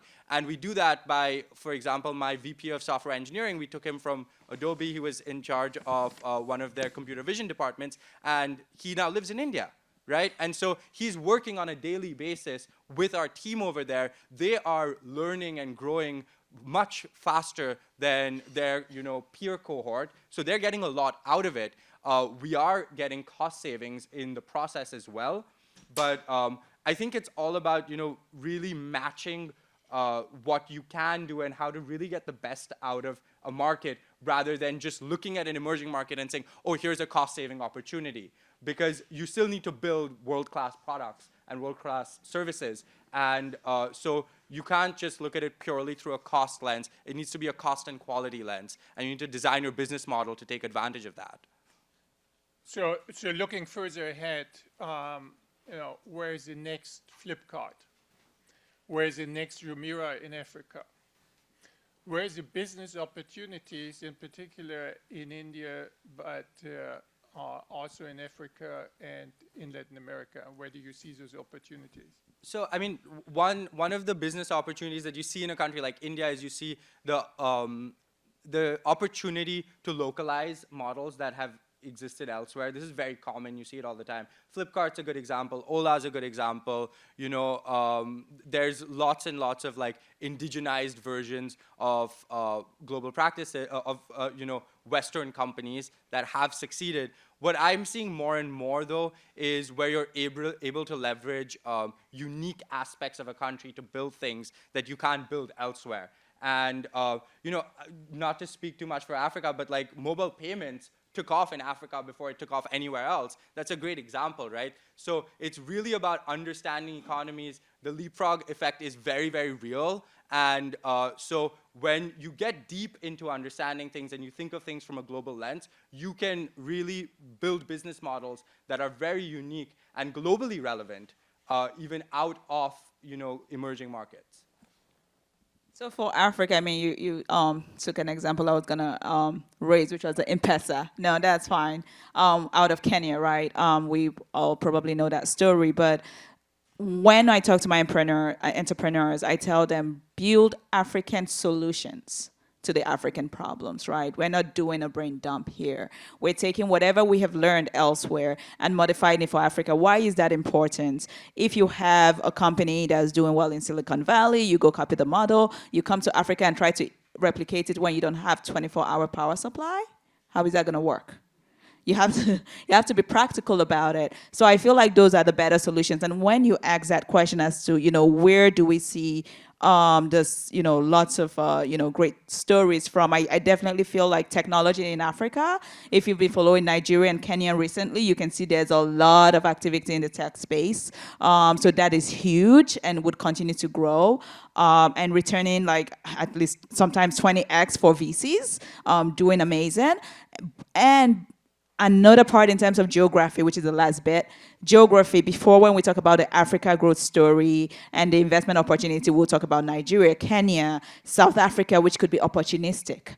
That story is about to change with the Africa Free Trade Zone, where we're going to be looking at, hopefully companies will now try to leverage economies of scale between countries such that those major hubs now wouldn't necessarily be the major hubs anymore. I mean, they will continue doing great. They will continue being great players in the market, but you're going to have places like Liberia coming up, Zimbabwe coming up. We have to think about those as well.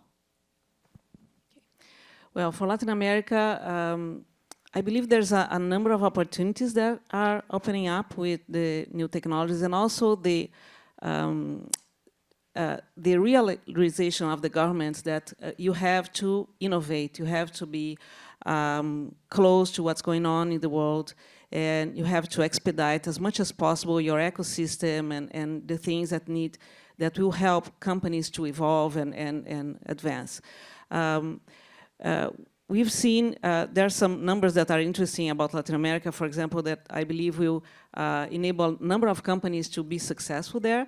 For example, in Latin America, there's about 500 million mobile subscribers, meaning 500 million people with a phone in their hands. About 70–80% have a smartphone, meaning that you have access to mobile broadband, which is huge in Latin America. So today, mobile broadband is the penetration is much higher than regular broadband. So that enables a number of services and companies to work in that area.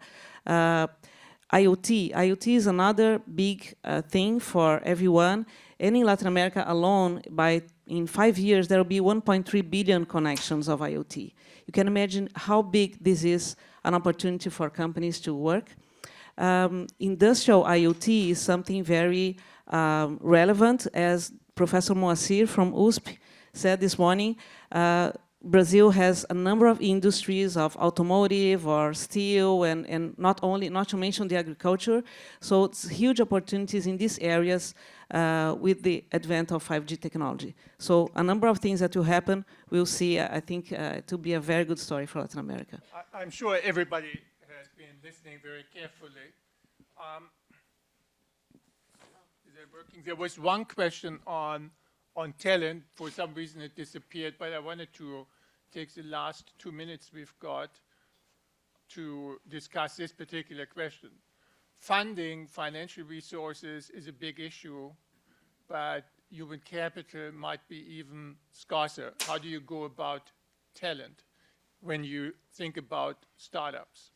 Perhaps, Sahir, we start on your side. Sure. So talent is something that obviously I think about a lot.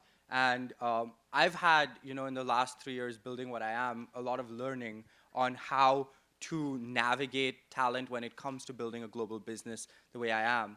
And what has been interesting to me is, I always go back to the same core ideology, which is leverage best practice across markets and try and apply it locally. And so, for example, what we do is when we are looking to hire, an eyewear designer, we bring on board one of the top eyewear designers in the world who worked at, Luxottica and Marchand, because that's the type of quality when it comes to eyewear design that we need to be truly best practice globally with eyewear design. However, taking the example of software engineers, what we would do is we hire, really smart young engineers in India who are straight out of school. We don't hire engineers in India who've worked at other companies because I don't want that baggage. Because the way of working for a lot of software companies in India is not, in my opinion, up to global best practice. So what I'd rather do is take those engineers, have them mentored by someone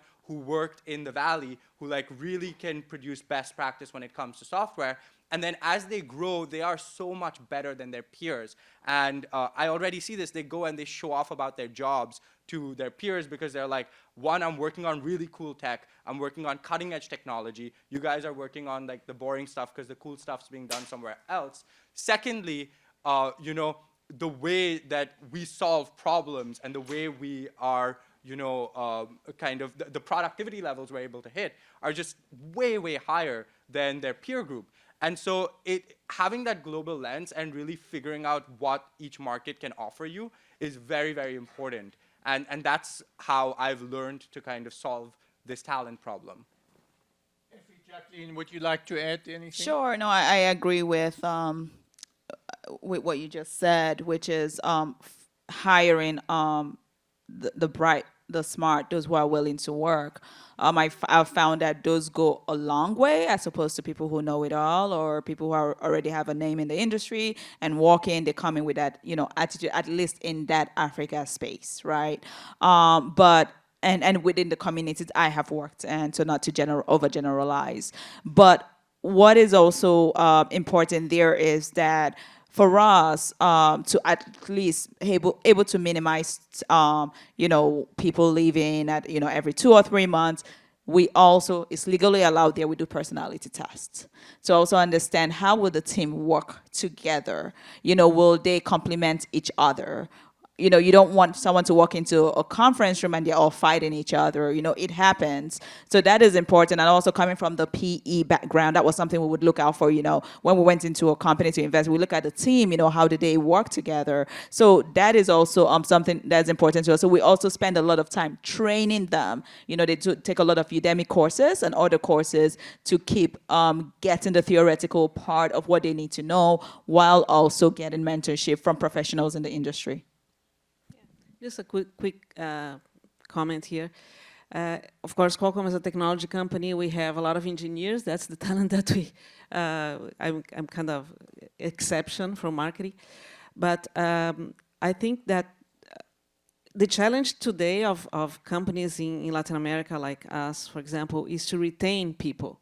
Because oftentimes they have opportunities to leave and come to the US or even for Qualcomm or other companies. So that's really challenging because you hire these very, you know, qualified people, but at some point they, oh, I'm going to the US. So that's really difficult sometimes to retain. But I think one of the other things that the company is doing is, of course, keep working on fostering these talents, also working with some universities. We have agreements with a couple of universities in Brazil, for example, and they perform a number of projects for us. And sometimes these engineers, they come to work for Qualcomm. So there's a constant refresh and retraining and engagement of these people. I think there's a lot of talent in Latin America. The important thing is to give the opportunity to value what the skills they have and show them that they have a big career opportunity in Latin America. They don't need necessarily to come to the US, although, of course, it's very difficult to resist the temptation. But still, I think we have a lot of attractions, of things to keep them in the region. That's our job. Thank you so much. This has been a very fascinating debate.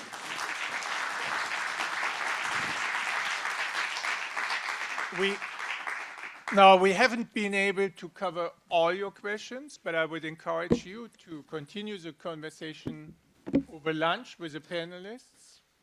I think it's a very fascinating topic. Let me thank you very much again for a fascinating debate. Thank you. Thank you to our panelists. My name's Charlie Moikel. I'm an undergrad at Cornell. And kind of building off of what we covered today, our next panel, how Chinese financial institutions have become global, will really build off of this idea of, you know, becoming a global champion. In terms of scale, ICBC is now the biggest bank in the world by assets. It's present in 47 countries and territories. We're also thrilled that eFund is joining us. It's the biggest private fund in China, investing all over the world. So with that in mind, building off what we discussed this morning, especially in the EMI report, how do we think about the competitive advantage of rapid global growth, and how does China, in particular, take advantage of its scale? So with that in mind, I'm thrilled that Dean Crowley will be moderating this panel, and Dean Crowley, I'll pass it off to you. Thank you, Charles. Way to go. Thank you. How's everybody doing so far? I told you you would be nourished today, intellectually nourished. This is a session entitled How Chinese Financial Institutions Become Global. You heard about outbound M&A. You heard about Greenfield. All these firms from China, the new era of the Chinese multinational. None of this happens without funding support, the mobilization of capital. I have three superb panelists who are going to talk about how these opportunities are supported by the financial services firms themselves. You saw also a list of in the Global Fortune 500, among financial services, 4 of the 5 largest banks in the world are from China. One of them is represented here. Ladies and gentlemen, to my far right, we have Mr. Yucheng Shao, the chairman of ICBC USA. He has a long and distinguished career at ICBC. We've enjoyed having him here before, and he is always insightful. He's been part of that bank for many, many years in many, many overseas operations. We're very, very fortunate to have him here. To my immediate right is Helen Ye. She works as Vice President of Global China Practice for Ogilvy. She is in charge of the company's China outbound practice, supporting brand building and also very much in terms of engagement with government affairs. The regulatory issues abound for firms that go outside. And this is her expertise, and we're very fortunate to have Helen here. And then in between the two of them is Mr. Zhang, who is the chairman of eFund Management Global. And it is one of the largest asset management firms in China, $192 billion of assets under management. And we are just so fortunate to have all 3 of these panelists. We prepared some questions, and then I'm sure Slido.com is going to be delivering some questions. Thank you. I've got my tablet here, my handy-dandy tablet here. But I thought what we would start, maybe Helen, if you don't mind, is talk about what you perceive as you engage with these companies that pursue opportunities overseas, particularly in financial services, what they see are the primary challenges and the opportunities in terms of going overseas.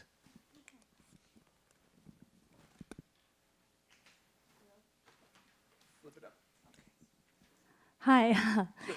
Hello, everyone. I'm very honored to be invited to join this panel. And for you, as the only woman and also the only one panelist without a banking background, I just want to briefly introduce myself a little bit. I work for Ogilvy, and my client include Chinese bank and also financial institute. I consider it not only the banks, but also the insurance companies and other financial institutions. And my client include Chinese bank and the U.S. insurance company. My previous job, I was vice president for American Chamber of Commerce in China, represents more than 1,000 U.S. companies in China, advocate for them, so including the banks and the financial institutions. So from not the insider, but the outsider perspective, I will talk through my work experience and my observations. So for the opportunity, I'm very optimistic, so I will talk about opportunities first. So I think everybody knows that One Belt and One Road initiatives. So it's over about 137 countries already signed a contract with a cooperation program with China. And also, just several days ago, there's a new regional cooperation program just signed called the Regional Comprehensive Economic Partnership, which covers 15 countries. At the beginning, it was 16 countries, but 15 countries in Asian countries and also China. So that accounts for about 1/3 of the world's population and also the GDP. So look at all this, and with all the others movement, the Chinese investment going outbound, you can see there's tremendous opportunities there for China financial institutions to provide service both for the Chinese companies, mainly the pioneer state-owned enterprises, as well as followers like private enterprises. And then the second opportunity I see is, just as you mentioned, now like the top 10 biggest banks in the world, 4 of them are Chinese banks, and they are the number 1 to 4. So there's a huge capital support from the Chinese banks to provide service, and also we talked about previous panel about cashless society. So China, because we're catching up with the world on the financial service industry, and we leapfrogged in some aspect. For example, most of Chinese people never used check before. We just leapfrogged. We missed that stage, and we get into credit card, and then now we use all the e-payments. So now in China, if you go back, I even don't carry a purse. I only carry my cell phone because I can scan everything, make payment. Some of 7-Eleven shops in Shanghai, they don't take credit card. They only take cell phone payment.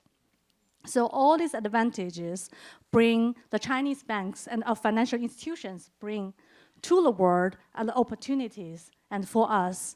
And for the challenges, there are also many. But first of all, I think it's the regulatory restrictions from domestic market. You know, banking sector is always being a highly regulated sector for the foreign banks in China, and I think it's same for the Chinese banks abroad.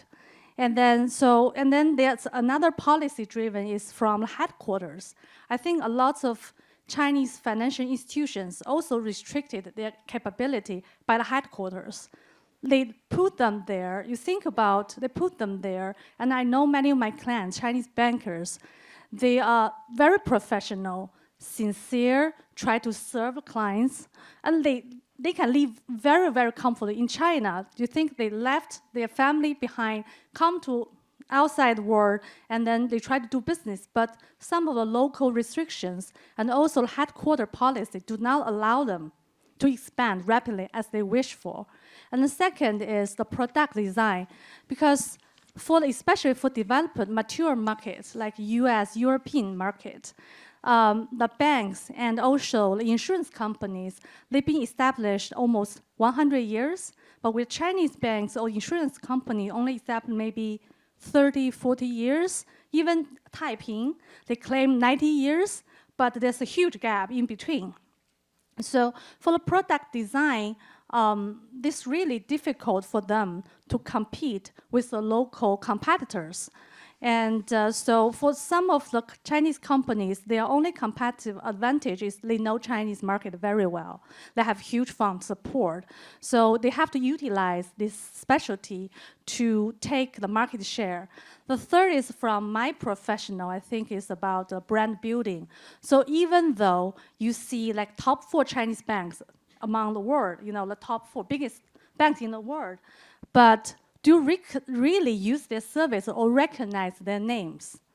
But you think about bank, you think about HSBC, JP Morgan Chase, Deutsche Bank, but you would not really think about Chinese bank, even they are so big. So that means even you're there, but people don't know you. Even you tried very hard and then to do a lot of community work, but you don't tell your story. So there's very, very low brand awareness. And if you have low brand awareness, if you don't have the competitive advantage over the product, then you don't have the trust from the potential client, and which also stop you moving faster in the market outside China. So that's how I see the opportunities and challenges for Chinese financial institutions. Thank you. Thank you, Ms. Ye. Thank you. So, Mr. Zhan, you have a $192 billion of accumulated assets. Chinese investors are hungry to deploy overseas. What are the challenges and what are those opportunities? Thank you, Professor. It's my great pleasure to be here to discuss this issue. As Professor mentioned before, I come from E-Fund company. We are focused on mutual fund industry. This industry is relatively young in China. It's just 21 years old. So, but it's grows rapidly. AUM from zero to currently it's about 4 trillion US dollar. And in this period, our company also grew from zero to almost 200 billion US dollar. It's a new number. Yeah. So I will discuss this issue only focus on our industry, mutual fund industry or asset management management industry. So I can see more challenges than opportunities.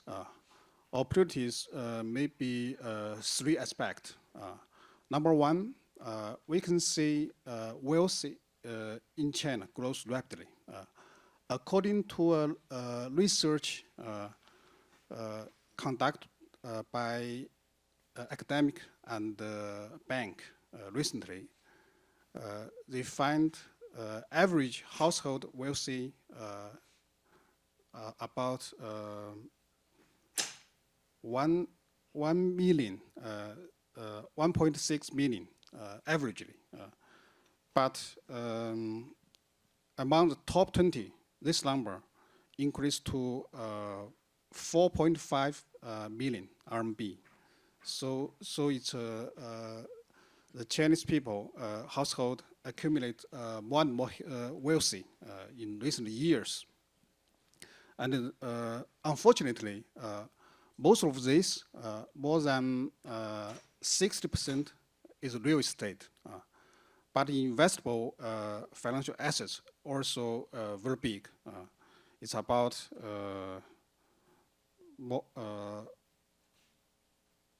almost 1 billion, among this top 20 household. So this is why our industry grows rapidly, and we can have a more AUM.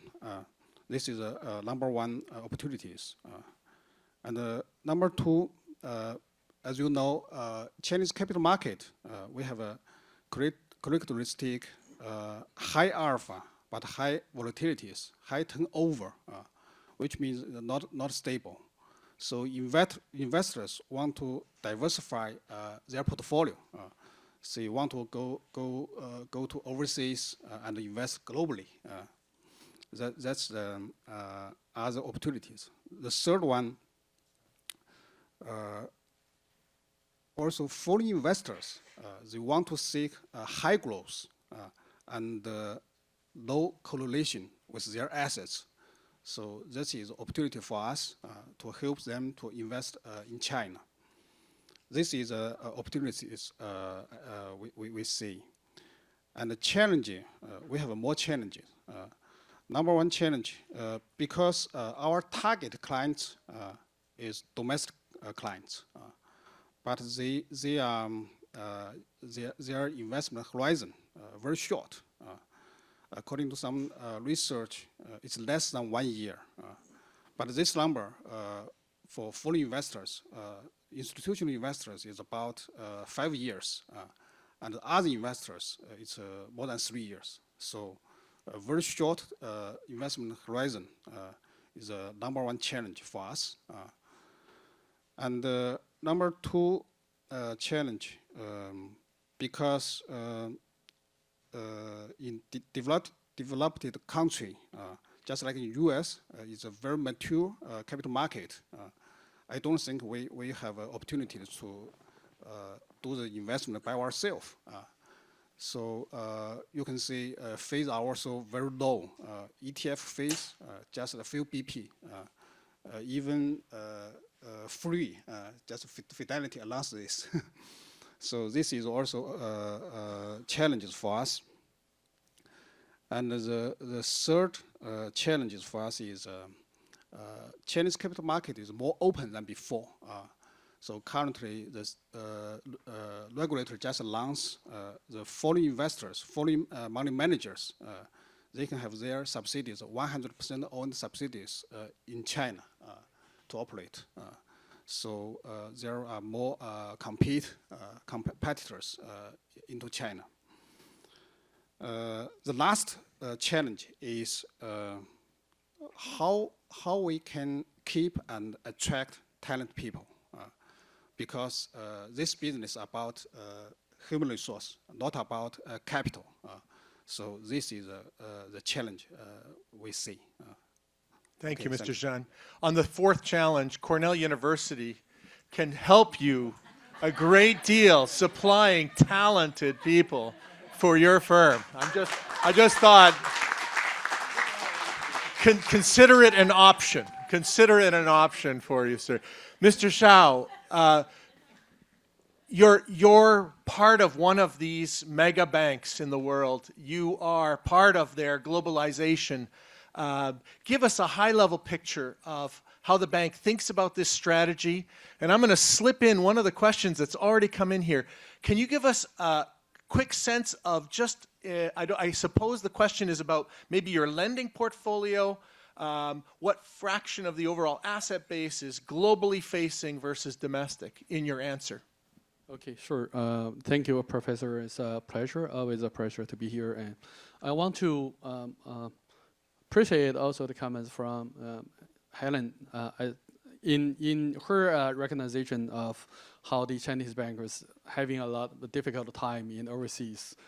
So I'm one of them, and they have seen a lot of opportunities, definitely the challenges as well. I'll be quite careful answering those questions. One of the reasons because I'm sitting next to Chairman Zhang, who's an investor of ICBC. So I won't make him comfortable with his investment, right? So while in questioning about, they mentioned a lot of ground, covered a lot of ground of the certain kind of the challenges or over the opportunities. So I think there's a great opportunity for ICBC as the largest bank in the world for now, and continuing in the future globalization path. So ICBC actually has been as the largest bank in the world over 10 years, and few of you probably knew that we are also ranked the #1 in the Forbes 2000 as enterprises, not only the bank. So we've been pretty good and very proud of our development. We are definitely the beneficiary of Chinese globalization and global actually economic collaboration in the past decades.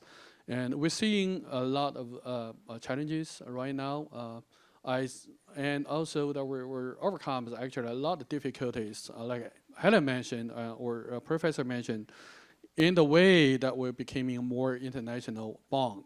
We are start as a follower of our clients' requirements, so it's very straightforward to see in a way that Chinese became a more important part of the global economic and the banking services we need to extend our services to our clients. So it's the part, and along the way, along what the kind of the emerging, that we do start also our journey work with the like a Fortune 500 or the global companies who's interested in the emerging market, especially in China in the past years. So to answer the question, our portfolio right now, we're kind of like quite global localized bank in many markets right now. So we currently cover about 60 countries in the market with about 430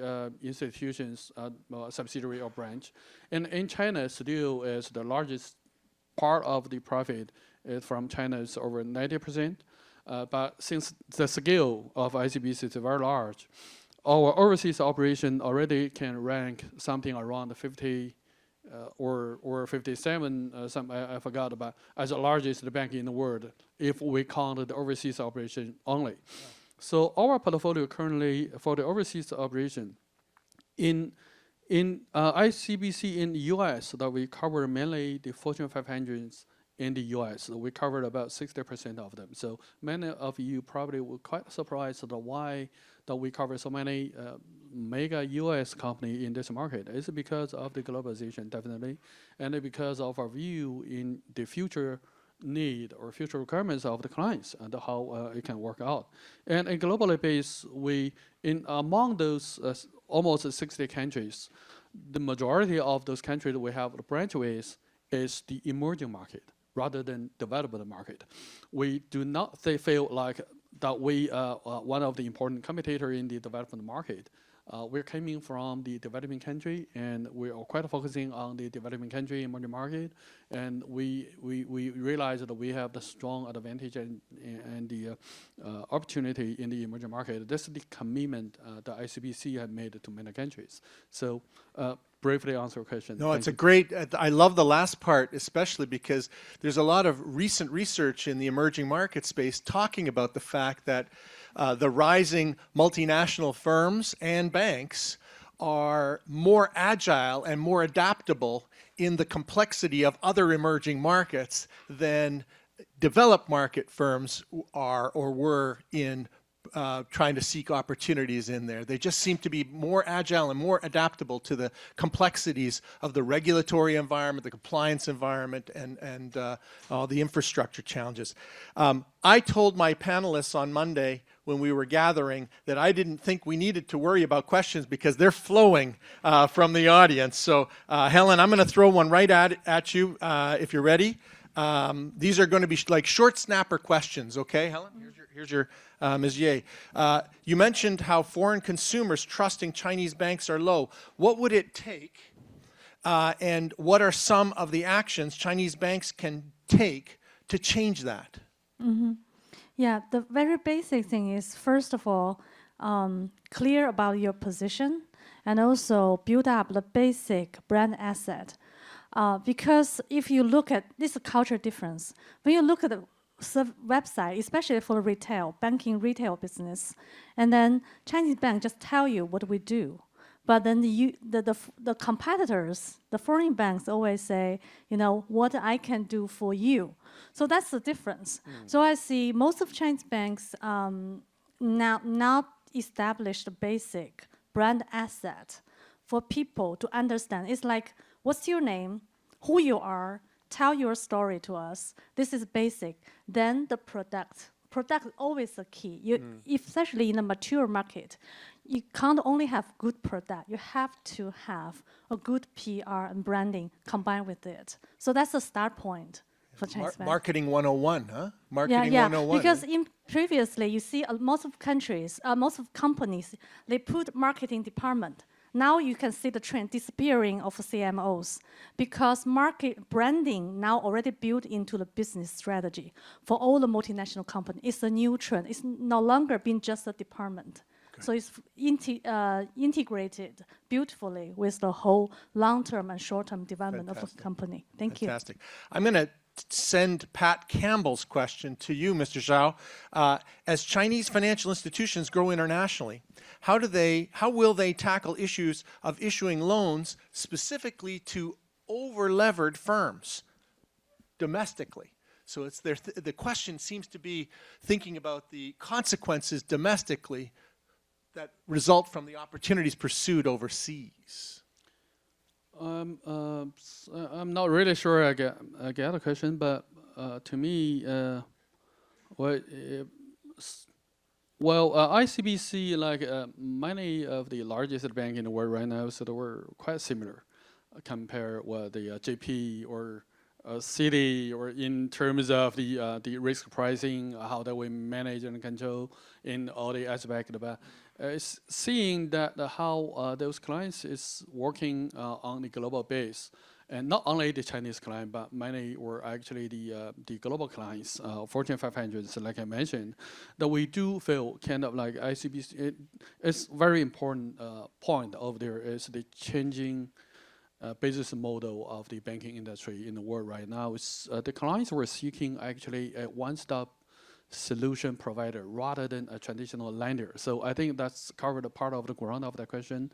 So somehow many clients was not really actually asking the money that you can lend to them. It's asking more the kind of what type of a solution you can provide with their wealth management. So back to the question, simply, we covered a ground of the clients, and we're targeting ourselves in the future is a kind of the financial solution provider with a strong lending capability and with a strong background in leveraging of Chinese outbound investment, and also part of the globalization and in trade, in the supply chain as well. I think that's basically we're seeing the opportunities, and it's still ongoing. Thank you. Fantastic. Good. Now I'm going to direct this one to Mr. Jean. It's not up on the board. This is my question. So we had a great session on fintech earlier, and it was talking about how this is fundamentally disrupting financial services as we know it. In my opening remarks, I talked about the fact that many Chinese fintech companies are leading the charge globally in terms of innovative products, whether it comes to peer-to-peer lending, online lending platforms, trust loans. All of these things are innovating. Tell us how fintech is changing your business, how you're thinking about how fintech is changing your business at eFund. Yeah. As you mentioned, Professor, fintech changed our business model a lot. According to a lot of research, in my opinion, I think they change in two ways. First, it's about how to meet the needs of the we called long-tail customers. This is we have a perfect case in China.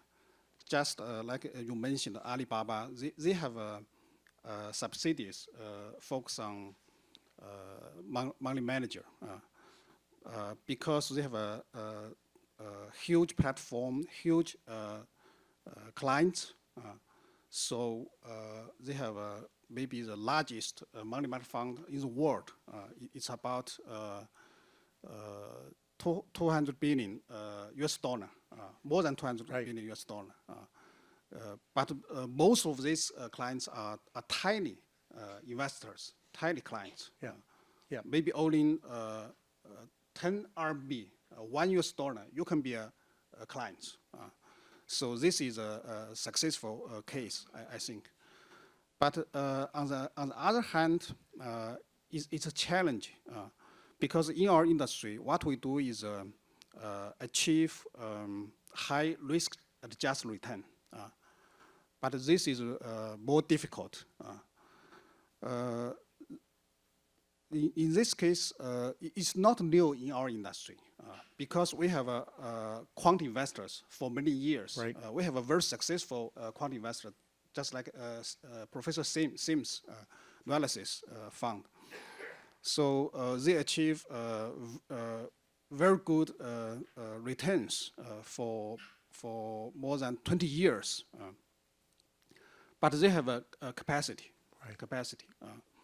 So I do think this is a big challenge for the industry, and because it's more like a game theory. Yeah. It's not about data mining itself.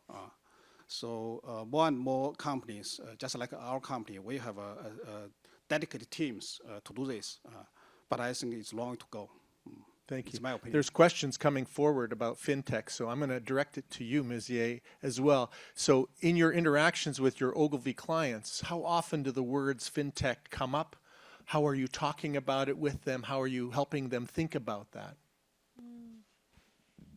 We do have a big department, it's called a digital department from Ogilvy. So we're trying to, it's not only these banking financial institutions, but also from the marketing perspective, it's all have to be integrated together.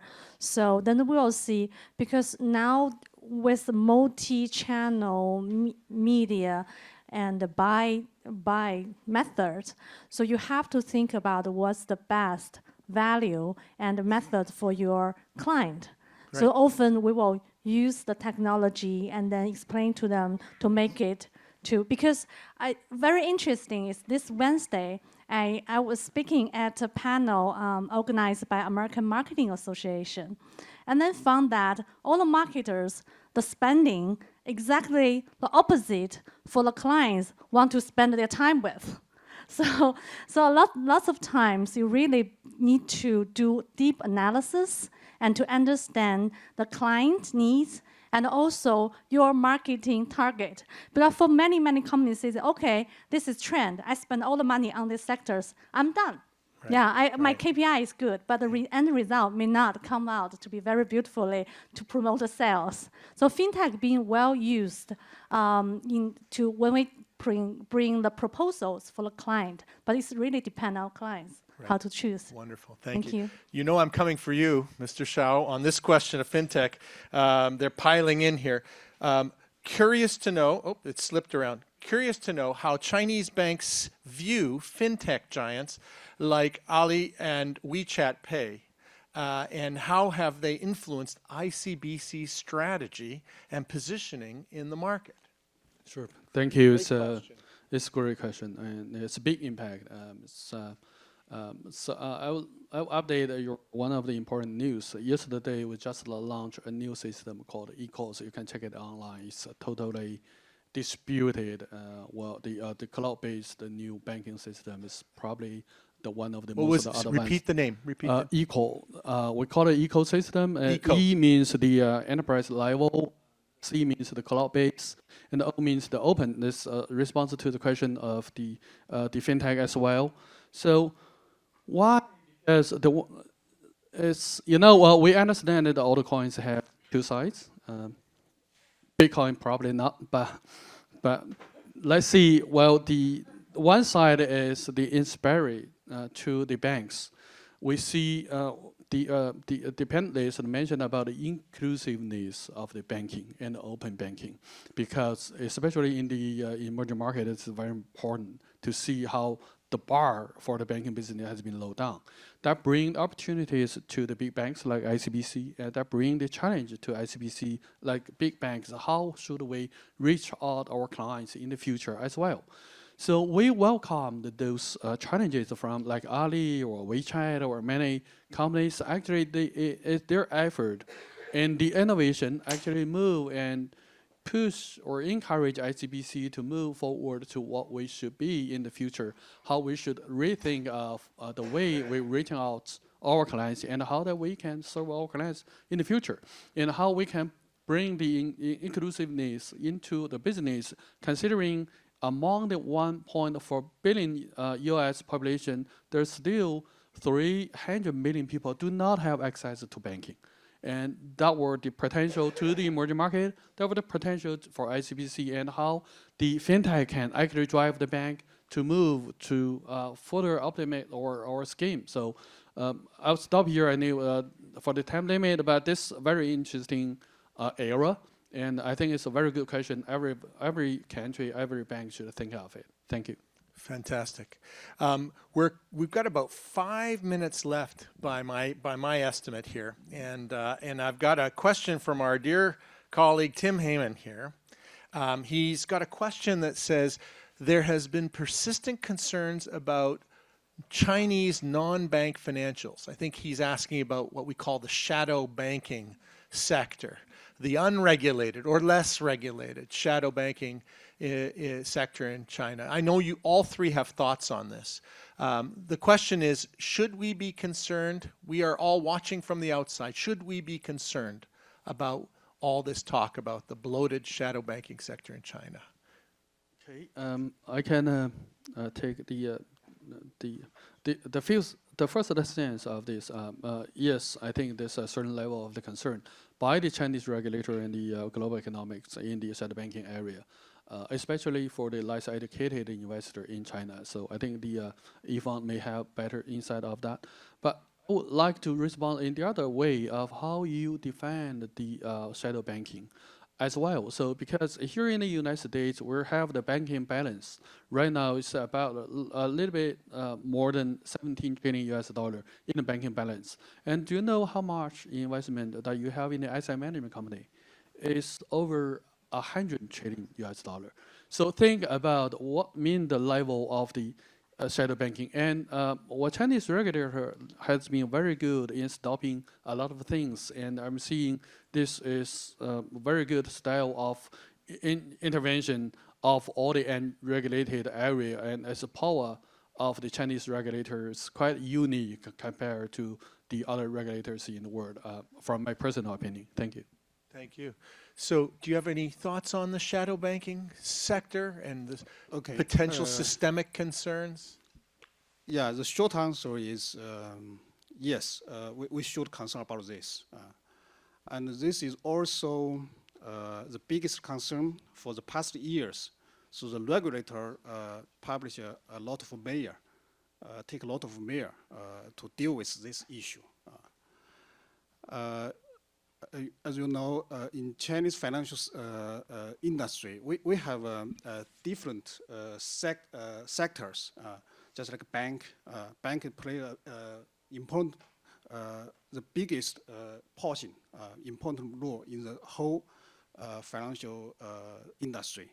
And we also have insurance company, security companies, asset management company like us, and trust companies. So it's a complex structure as a whole. So because our regulation about finance industry is separate,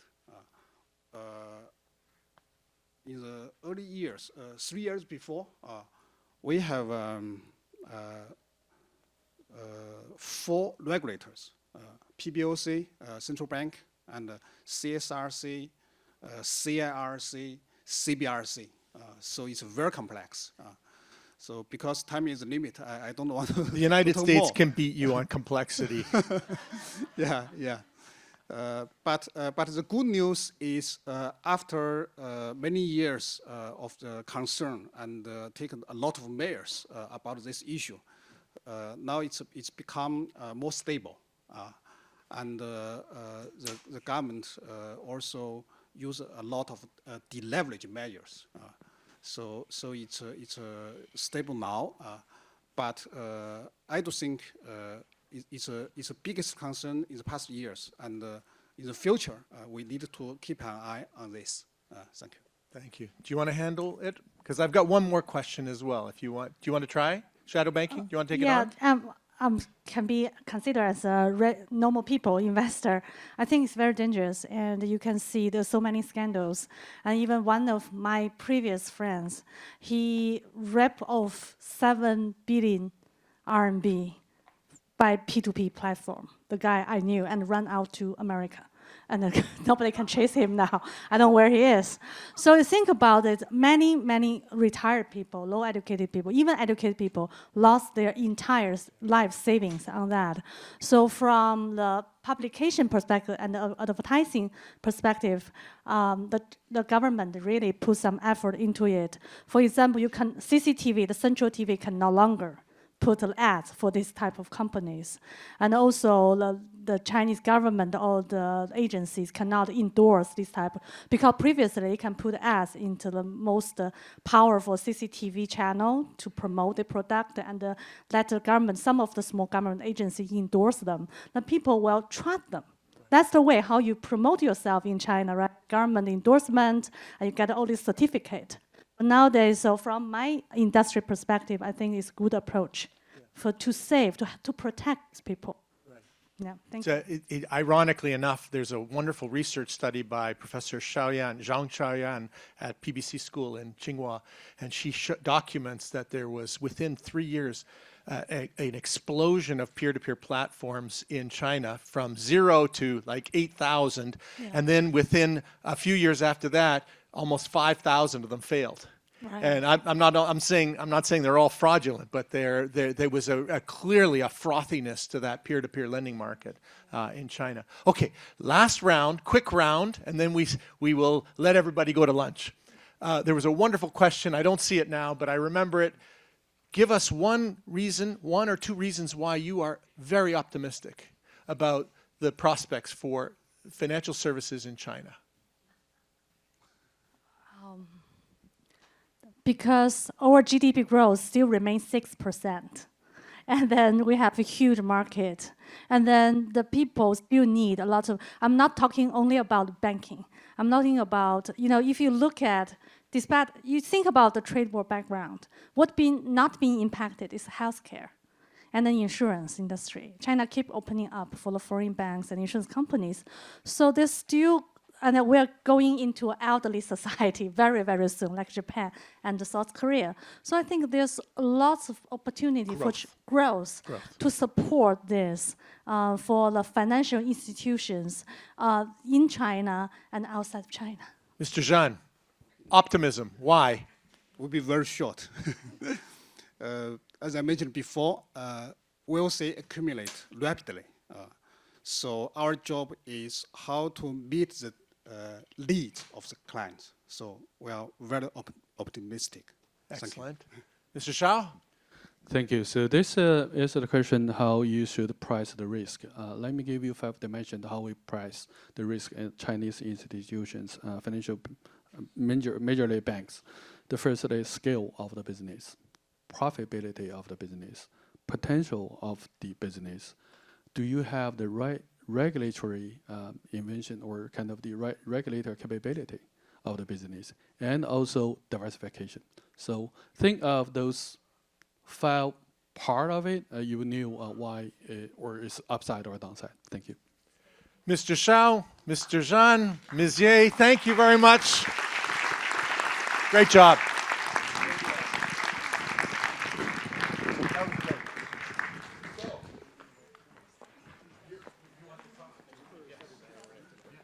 Give some gifts. So much. We really appreciate you joining us. Do you want to tell people about Thank you so much. You want to tell them about lunch? Hello, everyone. Just a quick announcement before everyone leaves to lunch. Right after lunch at 2 p.m., we're going to have the case competition. We're going to have 4 teams this year from INSEAD, CKGSB China, Uniandes, Colombia, and Cornell.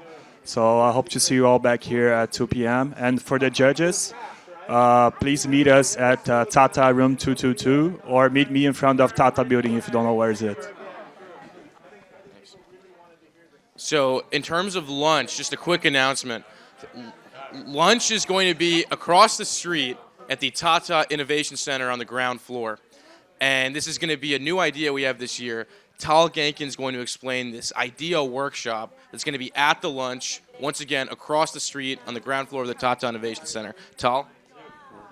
Hi, everyone. So we're going to have a special workshop, a design thinking workshop during lunch. It will be at 1:15 on the room right next to lunch, 1:15 to 1:45. You can bring your food, you can bring your coffee. It's going to be fun. We're going to be active. We're going to bring a worldwide challenge that we're going to solve and bring creative solutions to with design thinking. We're going to come up with like different people, diverse backgrounds, and really come up with like new ideas, give each other feedback, and really get to know each other and have fun. So you're all invited. 1:15, Tata 131, just next to lunch. Thank you.